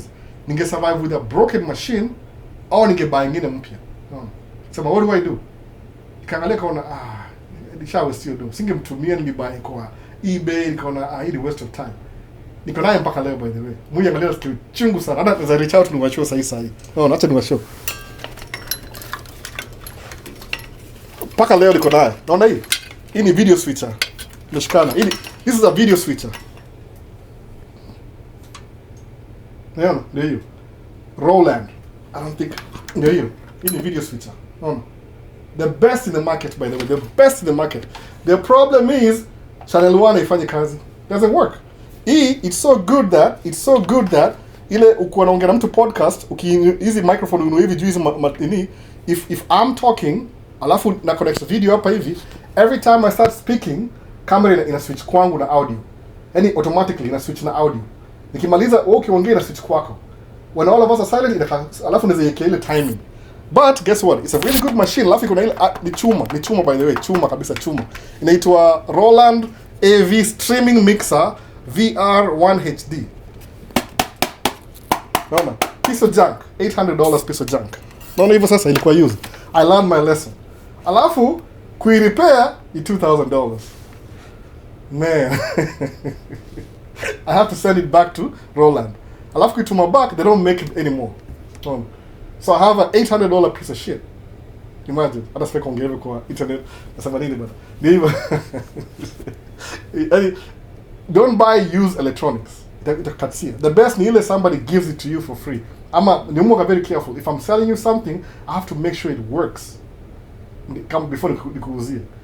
Hata umoga more easy than that. Don't. So I'm starting ku disappointing kwako. Mwana hivyo sasa. That's why umoga I take care of my equipment because you never know. I might give it to somebody else. Ama niuzie mtu mwingine baadaye. But yoga hivyo. Sometimes eBay you never know what you're buying. But kama ni model plane. Move by eBay saa zingine. Kama ni kitu kama Kenya Airways nilibuy eBay because sikuwa na nobody selling it. Hapa auza China na Hong Kong, si America juu Kenya Airways you come New York, so nobody really knows what that is unless mwanza kudu videos za plane spotting Kenya ndio utajua oh Kenya Airways is this kitu kama hiyo sasa. So usingojee wasewa ku wewe anza kitu kimbie, let them catch up. Unaona itakuwa poa hiyo. Kama ningojea sasa Albo, I'm thinking of doing a podcast. What kind of camera should I buy? Don't think about it. Chukua cell phone and the podcast. Kwa nini? Content iko more important than tools. Tools utakacha baadaye. No, baadaye. So, nini ngine? For a year ulikuwa unapigiwa simu, that company was missing something. Maybe walikuja kwako because they fumbled the ball. Ni ile ni yao rules zao because some companies they don't any liability issues. They have liability issues. Kama mimi mwoga na madere wangu. Kama kuna madere wawili 2 years ago. Dere mmoja insurance ilikuwa alinidanganya alisema I have experience. No. Ubaya ni ile you can tell me you have experience kwa mdomo, but when I send you information kwa insurance, they'll pull your background check. Wakapata akona accidents mbili, akona accidents mbili na gari yake ndogo, so that's a careless driver na ana experience yote ya tracking, amekuwa na license for 2 months. But by the time insurance got back to me, niko nishamhire already. Insurance yake mulipa kama 700. Yake ilikuwa $1,000. Nikamwambia wife, because this is our extra truck. Tusimsumbue. Hata tuendelee. You know how many accidents you really cause? Every year is making one accident. Ya mwisho mpaka tulimfire. Kwa sababu ili cost 18,000 accident. No. But we knew that already. Mimi kafikiria acha nimpatie chance, he'll get better. I was very wrong.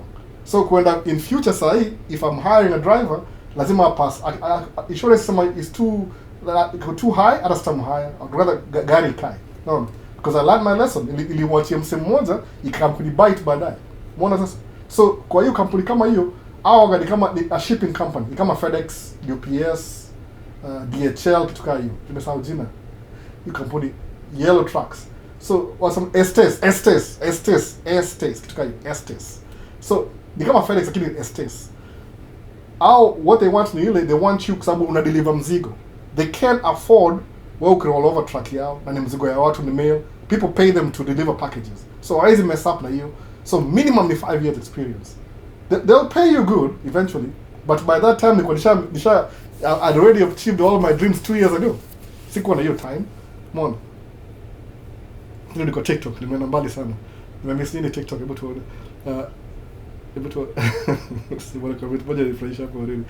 Kuna religion ya AI inakam.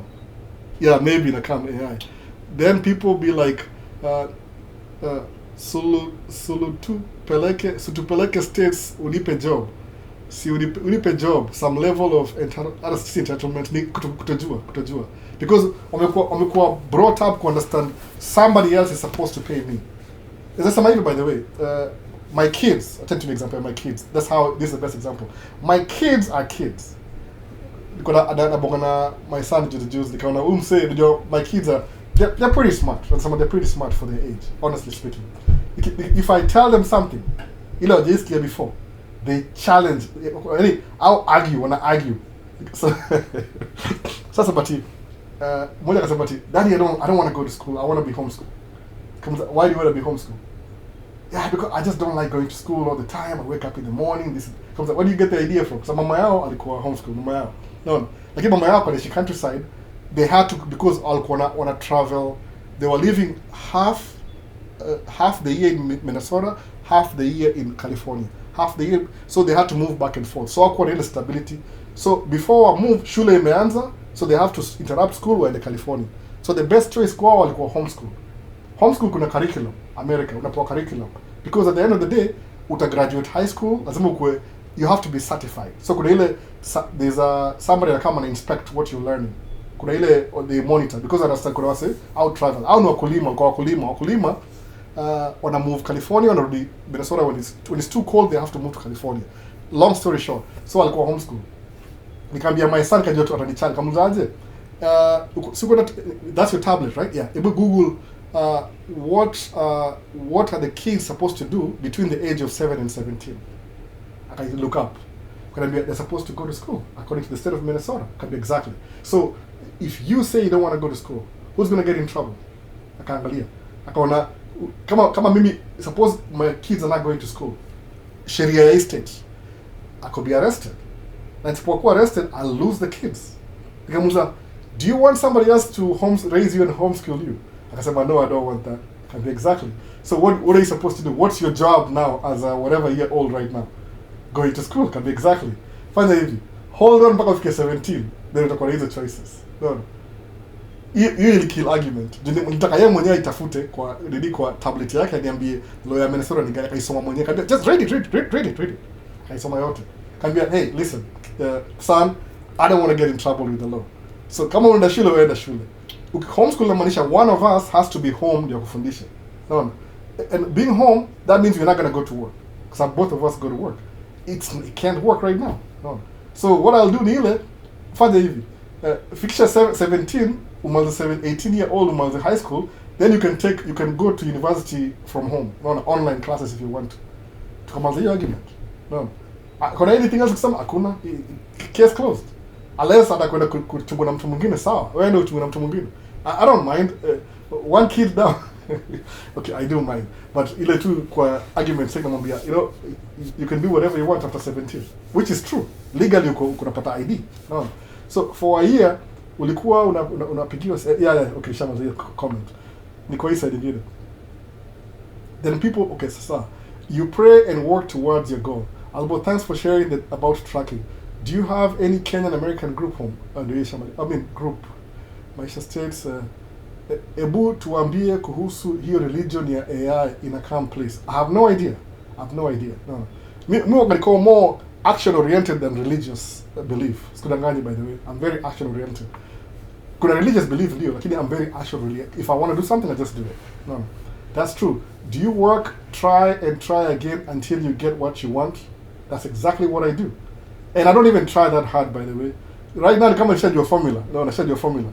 If I try and I fail, anaangalia, okay, what am I not doing right? Alafu na adjust. I try 10. Blow off the walls and the next thing. I'm used to trying things out. No. This side your studio, this side of the studio, this side. No, come on the studio. This is just a man cave. Nime create environment, nime create in 3 hours, 4 hours. No. Because what happened hivi, one of my kids alianguka akapata injury kwa mguu. So according to daktari wake physical therapy, wanasema lazima akuwe na some exercises half an hour every day, or aende kwa ilitwaje the center iko mahali. So we don't have time for that. So do you guys have a treadmill at home? Yes, we do. So because we are doing a video the other side, treadmill ilikuwa nyuma yangu, niko covered. So akaniambia, oh, but why do you guys keep going to the gym? Oh, because the treadmill is blocked. You can't do it. You have your camera stuff there. You move. You can move everything. I come inside. No. Is this side working out for me? No, I don't like it either. I want the couch. It's more comfortable. It is comfortable, sana. But I try and make it work. No, ikata. Let me try to bring more lights. My fake screen, kila kitu. I'm used to that. No, you try things out. It doesn't work. We're not try it.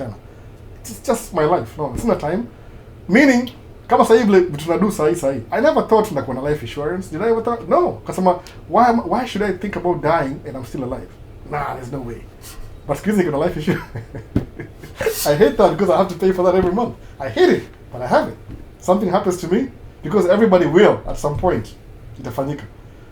No, these kids nimereisa hiyo wako very spoiled. Who's going to take care of them until they're 17, at least 17? Life insurance. No, nikachukua life insurance. No. Tangu nianza life insurance, siku hizi sinanga pesa kutumia watu do, sababu I have other things. Gundua, okay, how do you build wealth while you're waiting?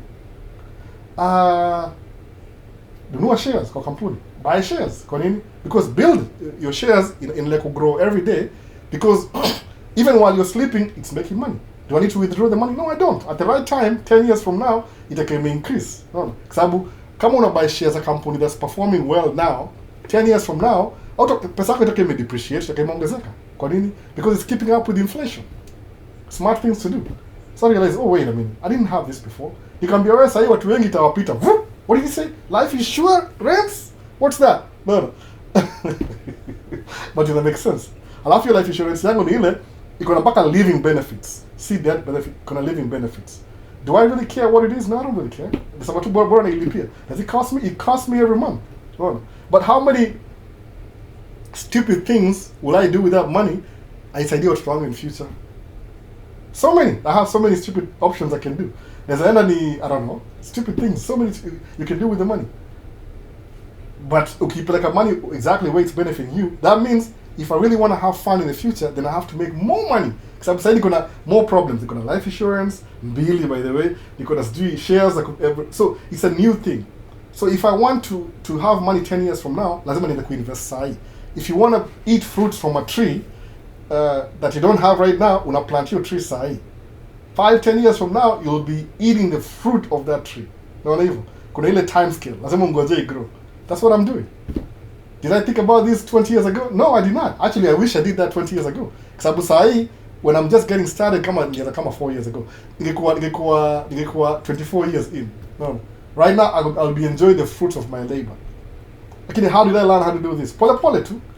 So, do I have to lie to you and you say, okay, I'm going to chase more views on YouTube so I can make more money? I don't care. No.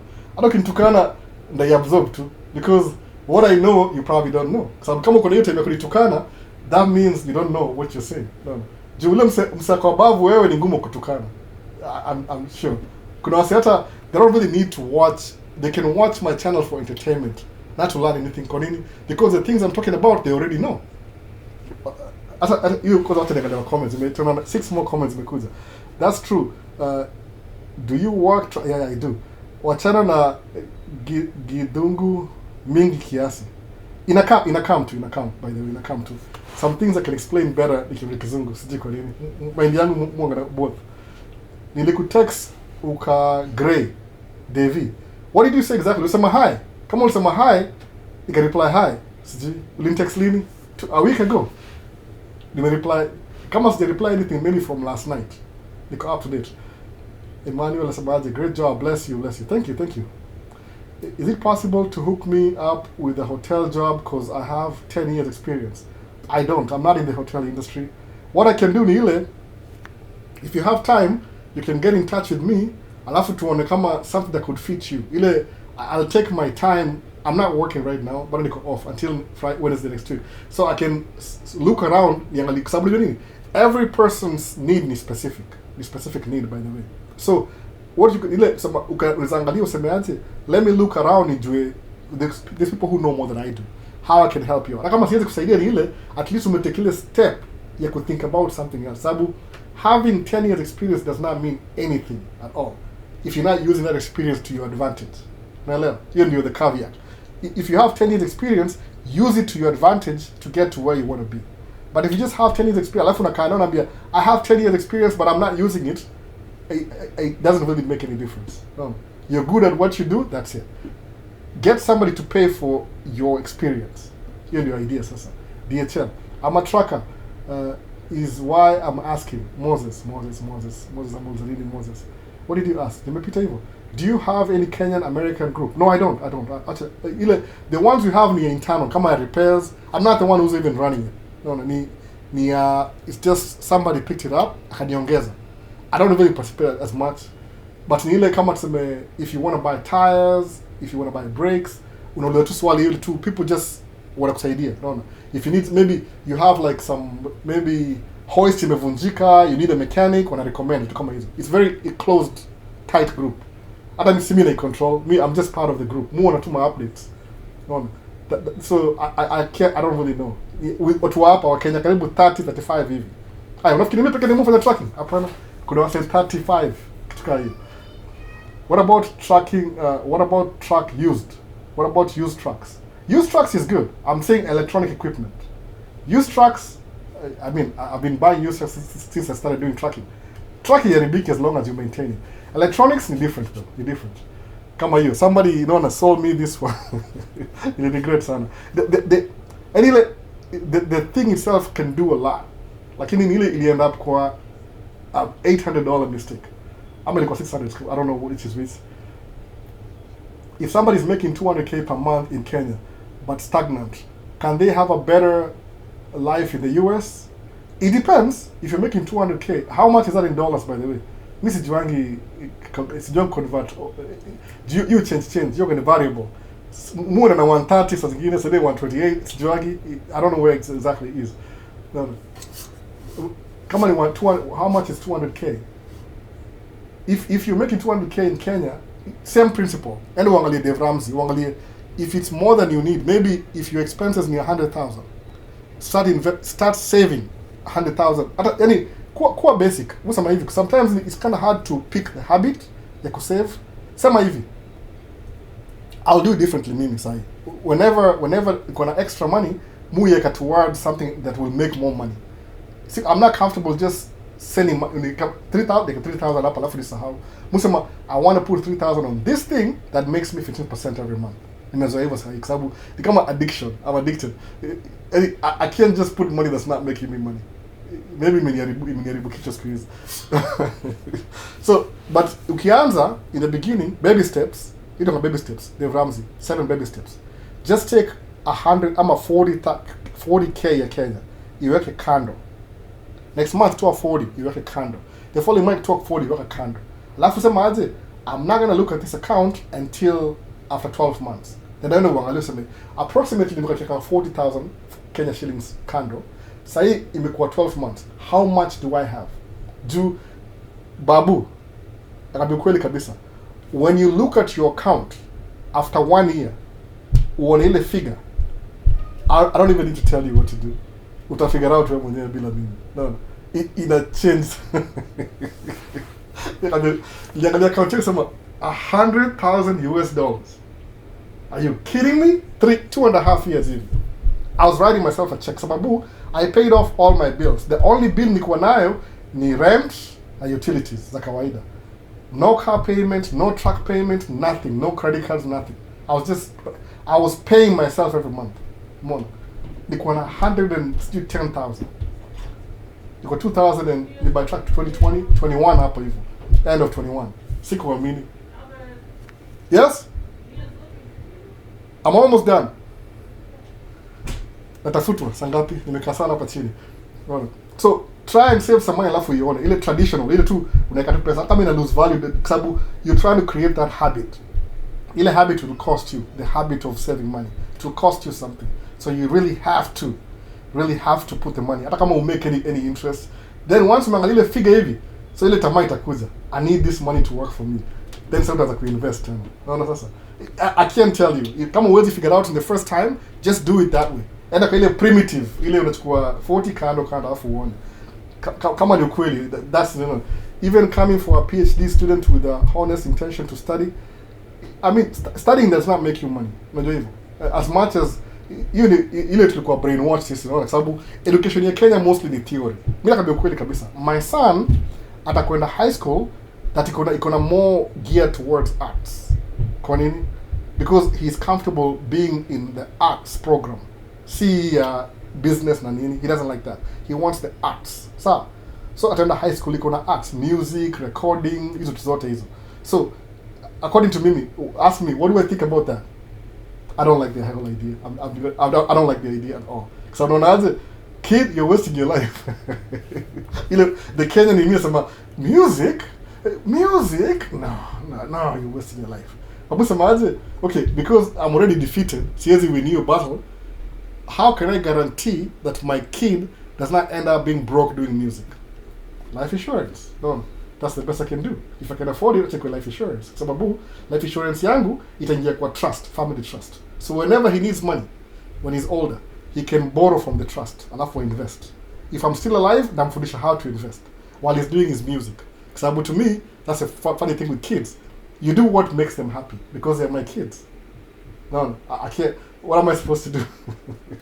I think it's a bad idea. Music, no. Do engineering. But anyway, maybe that's what he feels right now. No. Alafu pia iko very strong. So you never know. Maybe he knows what he's doing. I may not be sure, but no. My parents were joking, by the way. Like, I think maybe someone do tracking. My dad never really understood why I was doing tracking. Until akuja hapa hivi. Do my dad yuko hapa. Alafu my brother is doing tracking too. Alafu mwana, maybe hakuwa hiyo na mimi directly. But watching my brother make money, juu anaishi pamoja, ina make difference na yeye sahi. No. Anyway, that's why. So PhD degree is just a PhD. You have to make money somewhat by your PhD. No. Unaweza invite or host someone. Lily, I cannot at all. Zero. Lily Beth. Nimeulizwa swali tangu nianze kudu YouTube 2023. I can't. Niko na a whole family, really. A whole family. Even my parents live in their own house. No. I can't even host you. How iko too full of my kids and my family.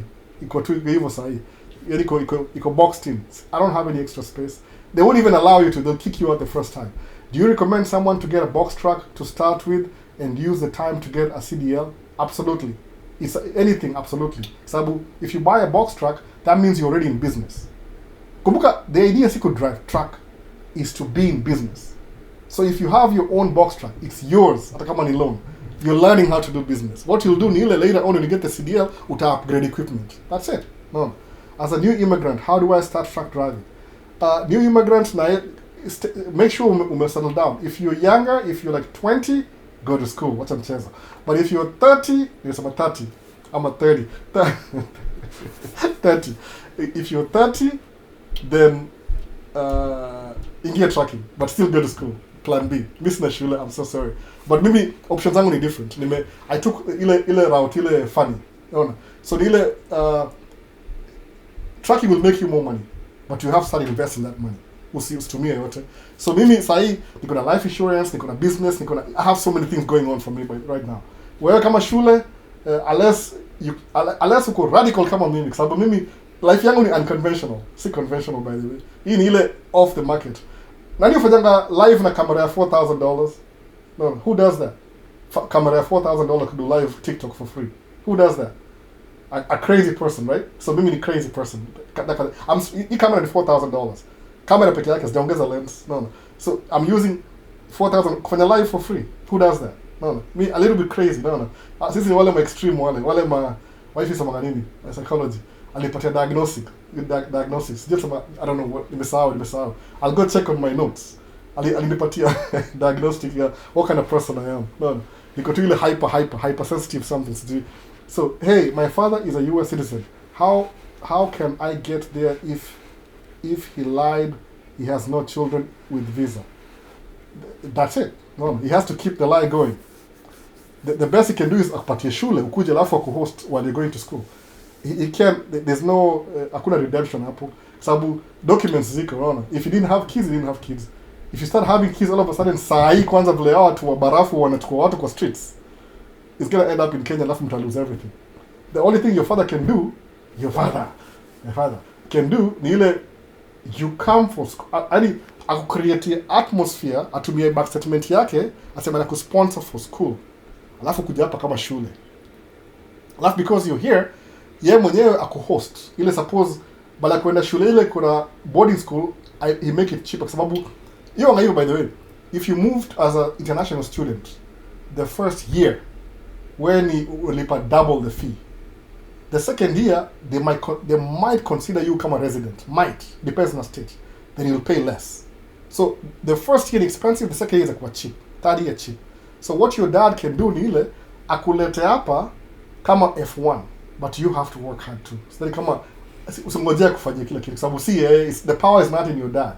It's the way you present yourself at the embassy. Alafu kuje, what if they'll do accommodate wewe while you do your thing. Then you graduate, ujitafutie njia yako wewe mwenyewe. No, that's the best he can do. So kama alisema yako na watoto, it stays the same. No, it doesn't matter. Kwa records, on the records ana watoto. No, itabaki tu hivyo. So unfortunate. But I know why he did that, if you ask me. Which is another story for another day. No. Naweza tumia statement ya mtu ako huko. Lazima justify why. You know, angalia hivi. Who goes to school, what you want, you don't want them to think you're trying to be fraudulent. Hiyo ndio jina. Fraud ile. Kwa sababu on normal circumstances, can a stranger pay your school fees? No. Especially hizo figures za shule. Sababu unapata kama shule 1 year ni $40,000. No. Then somebody's reasonable beyond reasonable doubt. No. Lazima kuna vitu zinaka align. Mimi nakwambia kweli kabisa. Mimi nikienda kuchukua loan the first time, niko na ile nia. Mwenye nia ako na njia. Niko na ile nia ile oh man, I'm going to get a loan, then we'll track mpya, nikaenda kwa bank.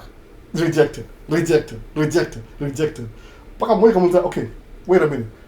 Why did I get rejected? Dia kanambia well, you see, when you're getting a loan for your business, first of all, we need 20% now. Okay, number 1.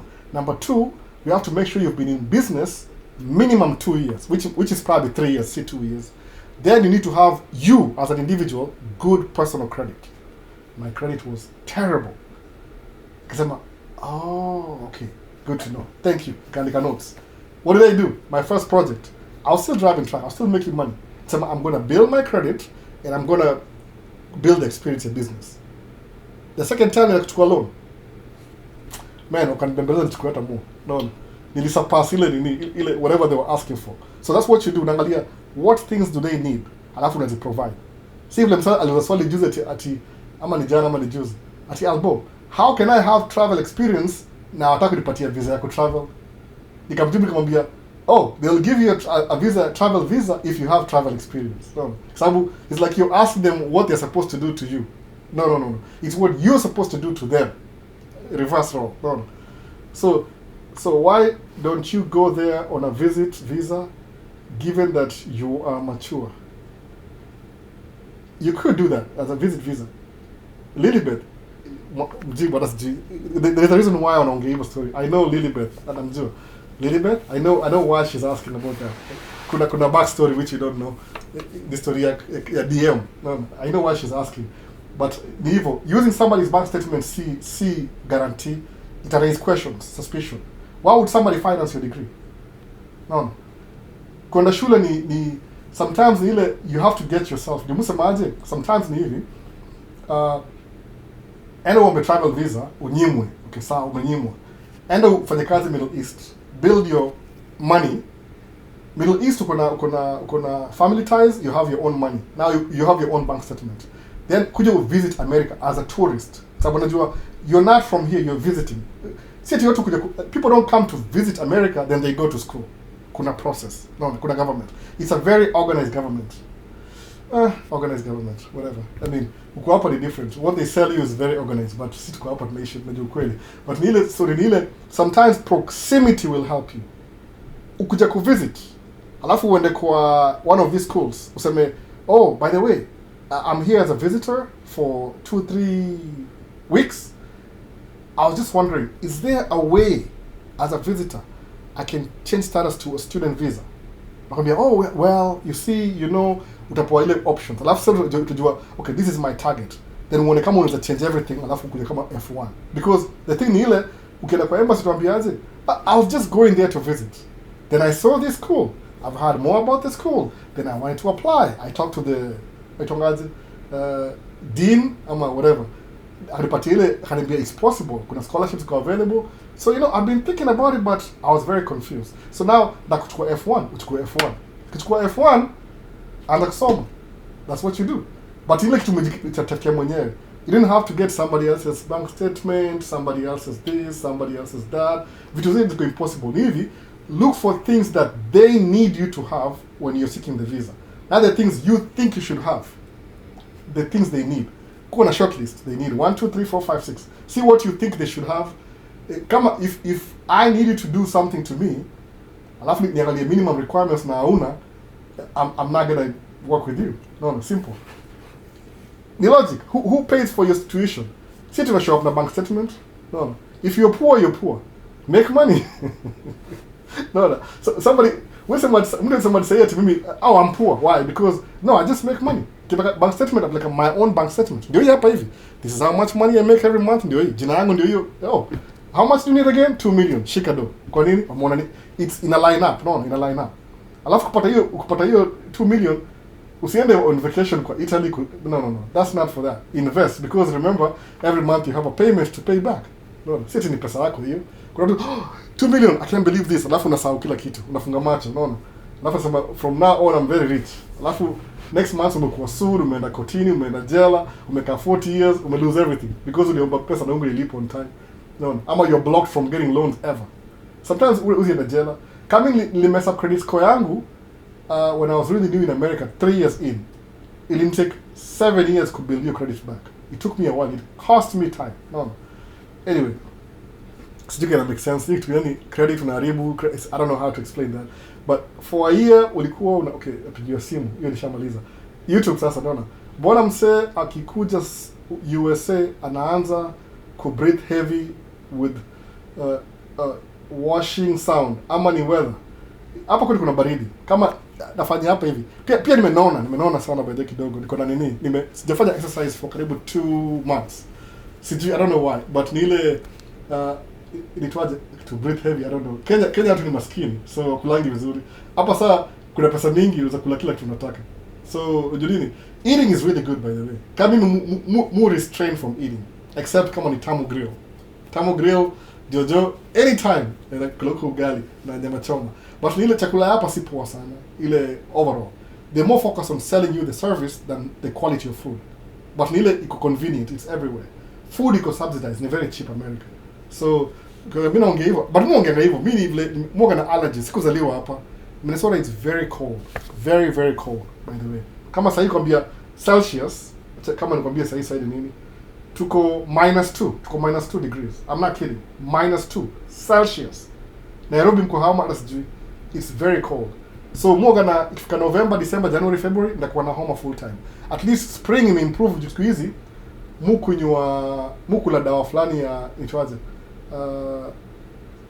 Allergy jina. Ya allergy. Every day moja. Na mtu aliniambia kitu ni daktari wa Kenya. Kuna daktari mmoja Mkenya ni physician. Aliniambia kama daktari, mbona mwa mgonjwa December na kwa mgonjwa January na kwa mgonjwa February, alafu ikiwarm up na kuwa sawa. Ile iko off the record. Hakuniambia ile off, akaniambia ni hivi, wewe kuzaliwa hapa. Haukuzaliwa hapa. So kuna vile some pollen ya miti baridi itaku affect in a way. What happen ile una breathe in, alafu ina irritate sinuses ziko hapa juu. So alafu kila usiku ina produce mucus. Then unashinda kulala utakohoa the whole night. So iko na madawa mtu tumia siku hizi za respiratory. But the best thing for respiratory diseases ni una exercise every day.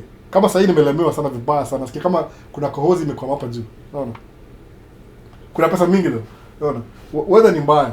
But hapa ni weather ya northern. Niko very north hapa. Unajua baya ni Minnesota hatuna mountains kwa border. We don't have mountains kwa border. Sawa. So ile baridi ya North Pole, kitoka North Pole ina cross through Canada mpaka Minnesota mpaka Illinois, Chicago mpaka inateremka hivi chini mpaka PA. Ndio kuna Appalachian Mountains. Ndio baadaye US kuna mountains by the way. Kama hujaijua geography. Kuna za deni kwa kina ule nani. Unaona kama saa hii imagine Kenyan American home nani Owen anaishi Colorado. Colorado is warmer than Minnesota. Do you know why? Wako na mountain. Ile baridi ikikuja from Arctic ina block you on a mountain. So anaishi side. So saa hii nimeona akona video moja ya leo ya TikTok. Yani iko bright. So, oh my goodness. Sisi ndio tumetoka kwa -2 saa hii. Tutakuwa 1 next week. When? Tutakuwa 2 degrees on Thursday. 2 degrees Celsius on Thursday. So already ni summer because ile mountain na block. Sasa Minnesota ni kama Russia. Unaona vile Russia hao na shida ya defend Russia. Hao na flat land. Ndio hivyo. North Pole ikitoka tu inapitia Minnesota kwanza. Ile baridi ya North Pole ile. Inaitwa polar vortex. Polar vortex. Hiyo ndio jina yake. Go look it up. Polar vortex. Tumekuwa na polar vortex the last 10 days. So ukikula baridi hivi kidogo hivi unakuwa mgonjwa. So lazima ukuna kama sasa nimekunywa niko na chai na tangawizi hapa by the way. Tangawizi. Hii ni tangawizi hapa na sip. Ile naongea sana basi jaikunywa. Tangawizi ni nini? Nitongaje tangawizi ni ginger ama ginger. Garlic ni kitunguu saumu. Yeah, tangawizi inasaidia. Juu ina ease throat na allergies. That's what you do, no?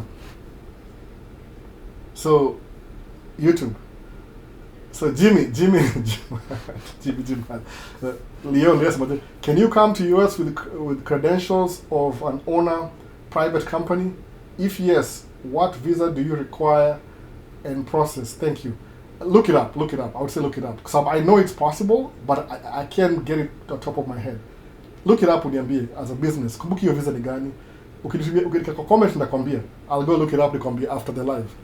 Nisaki search. Mungu anasemaje? Njoni hivi.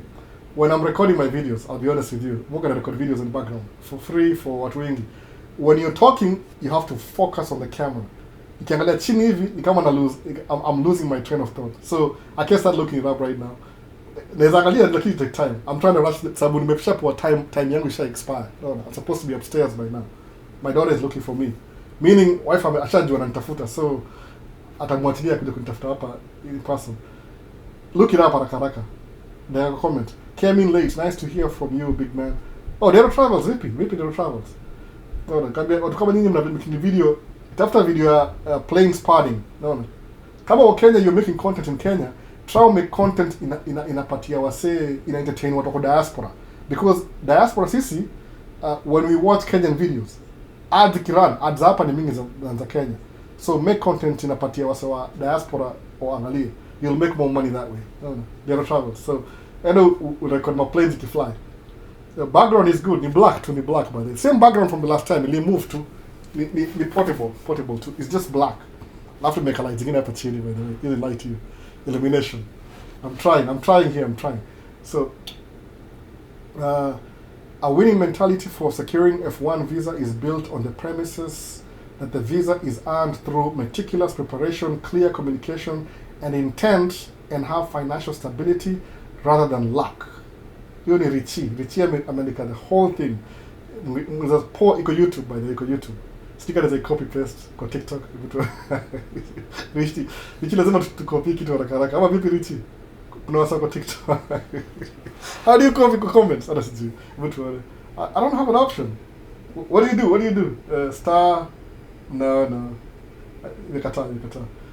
As a winning mentality for securing the F1 visa is built on the premises that a visa is earned through meticulous preparation, clear communication of intent, and have financial stability than luck. Wasn't uombewe kwa pasa the whole night alafu kama get a visa the next day? No. I don't care uombewe the whole night and you have these things in place, that's how you get the visa. No. Si ati ni maombi peke yake. Watu wako too religious sana. Wanna bring some, oh God, take control. I give you this. If I'm driving my Audi, alafu niseme, oh Jesus, take control of my. Alafu niwachi starting with Livy, I'll end up in a ditch. No. Easy practical. No. I don't. Take control. So, why would you compromise your number one building tool, which is your income? No. I don't know, Jim. Me, am I compromising? Is it a question or what? Compromise number one building tool, which is your income. Is it the guy from the other question? Great job, Albo. Maisha said is slowly turning into an aerofield channel, aeroplane, what, I don't know, channel. It's lovely and blends well. Aerofield. Oh, okay, this is what happened. Oh, aero. Don't get you. Aero. Oh, in New York. This is a clothing company, by the way. Clothing company. I'll tell you the story. Tulienda mall. There's one time I went to the mall, for Mall of America. Tukuna a very big mall up in Mall of America. It's so big. Ni kama what's the new stadium in Kenya? Nimesahau jina. Kasarani. Ile mpita. Talanta Center. Talanta. So Mall of America ni stadium kabisa. Stadium yani it's a whole building covered up. Sawa. Alafu sababu bala kuwa na stadium ndani iko na every floor kuna maduka. So ilikuwa yani bala kuwa na ile sitting iko na maduka floor. Katikati ni amusement park. Kuna roller coaster, hizi vitu za amusement kama I don't know how to describe this. Na video mahali, I should post that video. Sijai share video. Ndawa show. I'll post the video of Mall of America interior. They don't allow you to record, but you could if you sneak. You're not allowed to. So kuna ni kama a stadium ndani. So I went to the Mall of America. Niko tishambe kidogo yani vibaya sana. Nikabuy hizi shati karibu 14. Cheap yani ilikuwa buy 5 get 5 free. The buy 15. So hii niko part of them. Hii Iron ni label ya New York kabisa. Nilibuy mob sana. Iko na red, black. So, hii si ni aeroplane. No. That's something else. That's the collection here. I didn't intend to share it, by the way. There are two people who are doing those videos of sharing because it's terrible. I can do a better job. Anyway, so there you go. Easy VP Albo. With a bank, do you recommend for tracking business? The PNC, a good one for tracking business? Thanks, bro. Yeah, it's good. It doesn't matter any bank, by the way. It doesn't matter any bank. Are they willing to give you money? Take it and run. Mimi, track yangu ya first, ni finance na bank ili imefungwa sahi. Actually, they sold the bank. Track ya pili, kuna bank ingine. Because I paid off the track, I'll keep the account going because hiyo ndio my secret stash. Secret stash, yeah. anyway, to move on. I mean, ile mfungu account, every time nanunua track, a different account for that track. Alafu, when I'm done paying for it, I can keep the account or close it. When I need the track, then anifungue tena ingine mpya. No. It doesn't matter. As long as they're willing to give you money, take it and run. Siangalie nyuma. Alafu nini, how much is a PTO for side dump? About $10,000. But the company that you work for, they will install it for you for free, then you'll pay them as you drive. Payment arrangement. You can do that too, if that's what you want to do. So, advice to the youth. We call it a day elbow. Sasa.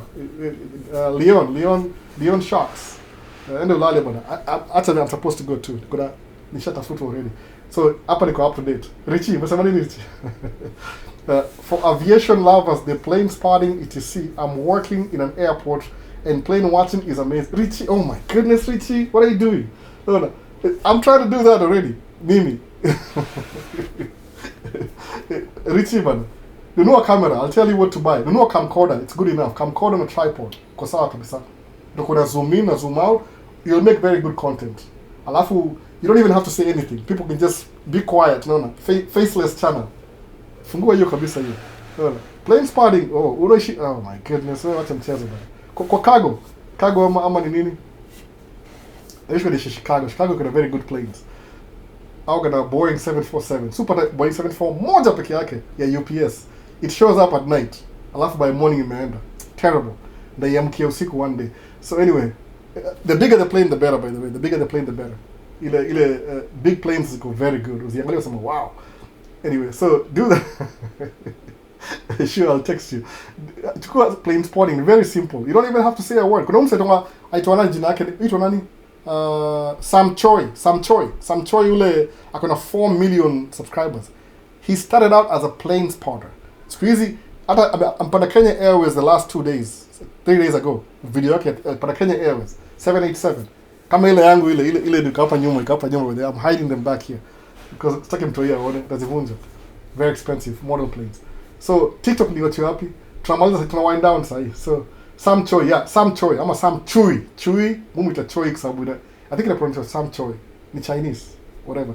So Sam Choi mumfollow sana. Alianza kama plane spotter, by the way. So yeah, they invite him to come to their plane. Mon. So Babu, if you organize your life in Kenya with 200k, you won't get better in the US. That's true. 200k Kenya, I don't know how much is this in dollars. We'll think differently. But if you have money, weka Kenya bana. Invest in Kenya. Itakuwa slow but utafika unafika tu. Crazy, mimi niko crazy kidogo. Babu, if you can't organize your life in Kenya with 200k, you won't get better in the US. So guacamole, career-wise, sipendi, the pyramid is narrow. So if US can have me save 200k, what's 200k? How much is 200k? Tuangalie kama rate ya 130. Muka rate kila siku mtu one. 200k ni how much? 200k divide by acha to be 130. No. Say. Hii ni do kweli. Guacamole Babu. Jamu make hiyo 200k hiyo kwa mwezi mzima mu make in one day. Cost of living iko higher hapa. Ni 1500. Hii ni one day kwangu. Gross income ya one day. No. I think tukitoa mafuta bado nabaki na 1200. Wacha mchezo bana. But if you're comfortable with it, sababu cost of living Kenya ni cheaper than hapa hivi. So if you're making 200k, you're okay. But hiyo ni one day kwa mimi kwa tracking hii yetu ya dump truck. Hiyo ni one day 200k. Unaona? Convert na 130, hesabu ya 130, maybe more than that sijui. Unaona? Depends on your life situation. If you have a family, if you're single, if you have a family, so 40-year-old, 1 kid, 1 wife. Yeah, kaa huko basi kama unamtoi. Kaa huko. When starting it won't be easy, but ukijipanga vizuri it can work. Naona. Guacamole, thanks. Kama uko na do Kenya, invest to kuwa smart nice. You sacrifice 5 years, weke investment, alafu understand hizi vitu. Unaona? There's somebody, mimi naambia ukweli kabisa, kuna mtu niko naangalia video yake, nimesahau jina yake. Ule politician ule alikuwa kwa Economy podcast about a week ago. Jina yake ni nani? Umseto nani huyu? Ni kama yoga anaangalia ma projects, alafu anasema hii projects juu ni nini. Mbona sahau jina huyu? Kijana fulani hivi. What's his name? Sasa nikumbushe. Alikuwa politician. Sijui kama ni politician ni more. Ni businessman sahi. Anaitwa nani? Economy podcast. Akaongea juu ya the way Kenya kupata independence. What happened ile some Kenyans borrowed money from UK to pay off the colonialist ndio akawachiwa land. That's why Uhuru family owns most of the land because they bought it from our wazungu. Hatukupewa independence, walipewa loan. No. Which I knew that already. I already knew that. Morara, exactly. Morara. Yeye jina yake ni Morara.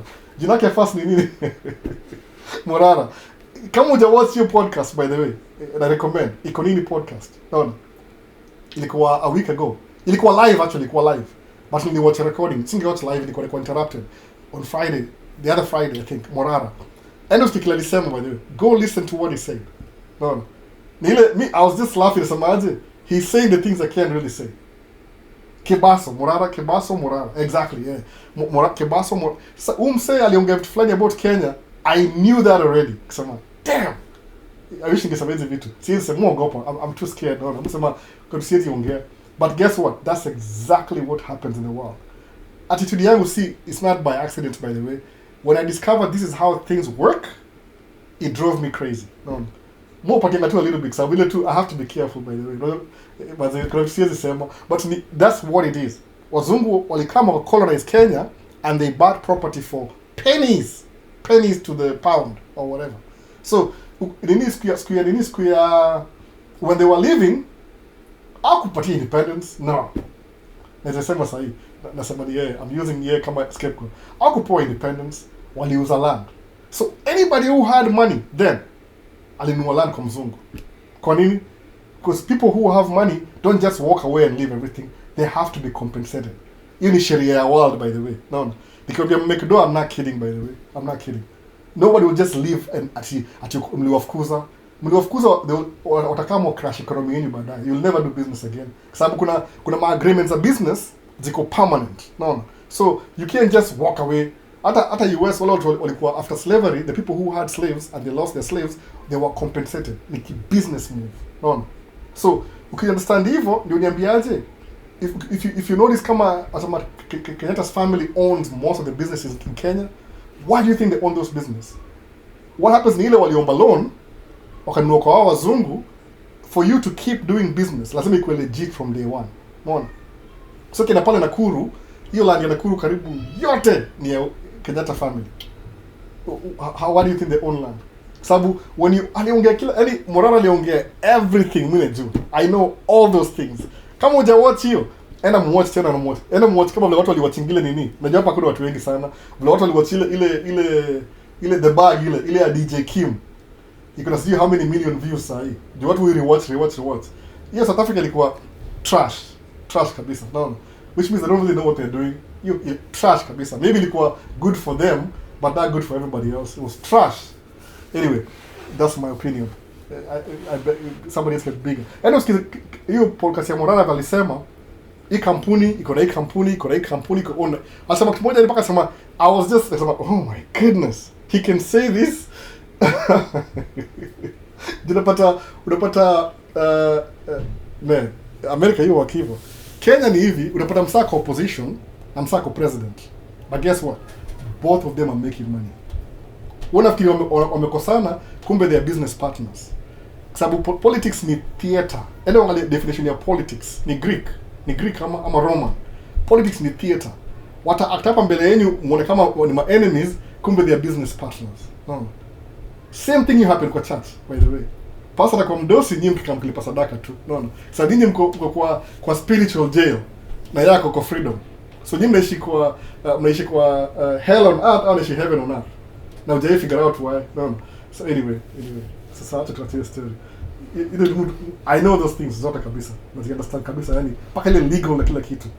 So for you to do business na mzungu lazima unue property yake, hata kama aliiba lazima kwa sababu kama ulimlipa hiyo ndio bond hiyo. It will keep making money over and over again. Mon. Hey man, sikuamini hizo vitu sana. My goodness. Lilo mkono. But it's good to recommend. Enda muwatch your podcast usikile nisema. Exactly, that's how the world works by the way. Kauja hizo. Business ni business.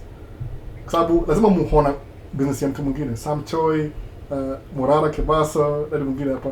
Kuna Dennis Fuentes. Hi. Nani Dennis Fuentes? I don't even know. Why are you saying hello? See comments. Just make a comment, man. So now that's what is freedom of expression. Hey, somebody might have a problem with that. Is there any prospects of getting land that is cheap and make it a truck stop? Not that easy. Lazima usettle na wala wazungu wanaishi hapo. Unajua iko broken down. Kama kuna state, kuna county, alafu kuna hizi so lazima county allow license. So there's an approach to that. Okay. Maybe you show up kwa hiyo county as a business owner. Si kama an individual as a business. No. Kwa as an individual utakuangalia hivyo sema mtu mweusi washadalia kitu haraka sana. No. Alafu you might end up bribing them legally bribe ni pata hiyo land. So that's what I say hivyo. Morara sema story wetu hiyo. Is there a prospect of getting land? That's what it is. No. So you talk about Morara ilikuwa historia kwa Ikodini podcast. What's your general overview opinion for this season? African youth arriving now. I don't know what that is. What's African? I don't know what that is. I have no idea. When it started, I won't be easy to. That's about it. When starting, it won't be easy. Okay, it's up to date. So, YouTube. I have to end right now. Now, zero time. It's gonna a few minutes before my wife has sent my daughter downstairs. So yeah, hapa samaanzi. We heard many bad things about the Somali in Minnesota. Albo, give us some understanding from your view. Is Lee Nairobi, there are super industrials on steroids. There's nothing wrong now Somali, Minneapolis, by the way. Minneapolis needs Somali as much as Somali needs Minneapolis. It's the same thing. It was a political move. They wanted our governor akuwe na hard time for campaign. So they had to pick on the most negative thing. America, you're allowed, need freedom of expression. You can find something negative about your opponent, alafu we drive to the edge. It's allowed, by the way. Ni first amendment, no, freedom of speech. So there's nothing wrong now Somalia hapa hivi. At least I'll record it in the microphone. Oh my goodness, this is terrible. But the truth ni hivi, they didn't do anything bad or Somali. What happens ni ilikuwa political expediency. So what happens ni governor of Minnesota, Tim Walz, alisema I'm not running again. So hiyo story imezimika. Unaona? Kwa sababu wale walikuwa involved na hiyo story ya auditing na gava ilikuwa 2022. Na wengi wao washafungwa jela already. But when you politicize the whole thing inakuwa big deal. That's what happened. Unaona? Nilisahau kuvaa microphone. Naona sasa nimewesti video yote sijavaa microphone. That happens a lot. Nikumbuka press records kuvaa microphone. Oh goodness. Oh my goodness. Sasa tumaliza. Now that okay, sasa tumaliza sahi. So there's on TikTok tumaliza. Kama una any questions, comment down below. Hii topic leo iko random sana but anyway, ni live Q&A. But ena muachie story ya Morara understand. That's how the system works. Mzungu hawezi toka kuachia tu land hivyo. Lazima ubuy kwake kwa sababu land ya Kenya kuna 99 years lease. After 99 years you can renew the lease for another 99. Sawa. Alafu kama kuna trust, kama mzungu kuna trust, kama kuna Lord Delamere trust, you can't change the terms of the trust. Sababu kama your trust ni revocable or irrevocable. Sababu kama wewe ni president, uende unyang'anye mtu land iko na trust, hata wewe utanyang'anywa baadaye. No, itakuwa war by the way. That's what happens. Sababu business iko set in stone. Uwezi underestimate business ya mtu yoyote. You'll get in trouble. So to be on the safe side ni when you're doing these things, kama nitwaje, kama how do I express myself in this story? Lazima you have to honor people's trusts. So kwa president leo wewe mwenyewe, alafu realize hizi vitu ziko set in stone. You can't interfere with them. Lazima go around them. Unaona, kwa sababu kuna watu wamesha set kabisa, because wewe ukidisturb your peace pia utaharibia anybody else, yani itakuwa illegitimate in the future. Muona kama sasa hivi vile jina yake nani, Robert Mugabe alifukuza wazungu Zambia, ama alikuwa na trust, so that means you itamfuata for the rest, yani haitawaisha. Eventually they'll get the land back eventually. Kwa nini? As long as kuna documentation. However unfair it is, the best arrangement ni ile kuwa na compensation. Sema aje, okay, now that umekuwa na hii land for a long time, so tafuta taxes. Sema they have to pay you a certain money amount ya taxes. Useme records, you can't just uproot somebody who amechukua land. No, kwa sababu I mean I don't know how to explain that to you, but that's what it is. Musa mangazi understand hizi vitu alafu use the same method pia wewe ku build ni yako. That's what I'm thinking. Mimi nanunua property, I won't own the land but I'll own the property, alafu ni build towards that. Nikienda na hiyo system, hata mimi nitakuwa na nini yangu, and I'm hoping if I'm not here anymore, somebody else atakuwa na run hiyo trust yangu without me. No, mimi ndio build, alafu na hope watai respect kwa mbele. That's what life is anyway. So namaza live sahi 3 o'clock, I should be done already. So tutaanza na TikTok. Kama una swali yote TikTok, kuna DM, tuma DM. Kama uko na swali YouTube, what do? Utaenda kwa video description session, uangalie how to get in touch, unitumie WhatsApp message. Unitumie message alafu jintroduce, ndio ni save jina yako kwa phone book. Alafu tutaongea from that. Mpaka ile utaduza maswali mpaka uchoke na maswali alafu usahau. But mimi na keep namba yako bado, unaona? As long as niko na hiyo namba na keep nayo. Sasa basi tunaona baadaye, basi ni 3 o'clock hapa hivi, sijui saa ngapi Kenya. Enda mlale, tutaongea baadaye basi. Peace. See you in the next one. Tumaze live sasa. Kama nimekusahau bahati mbaya.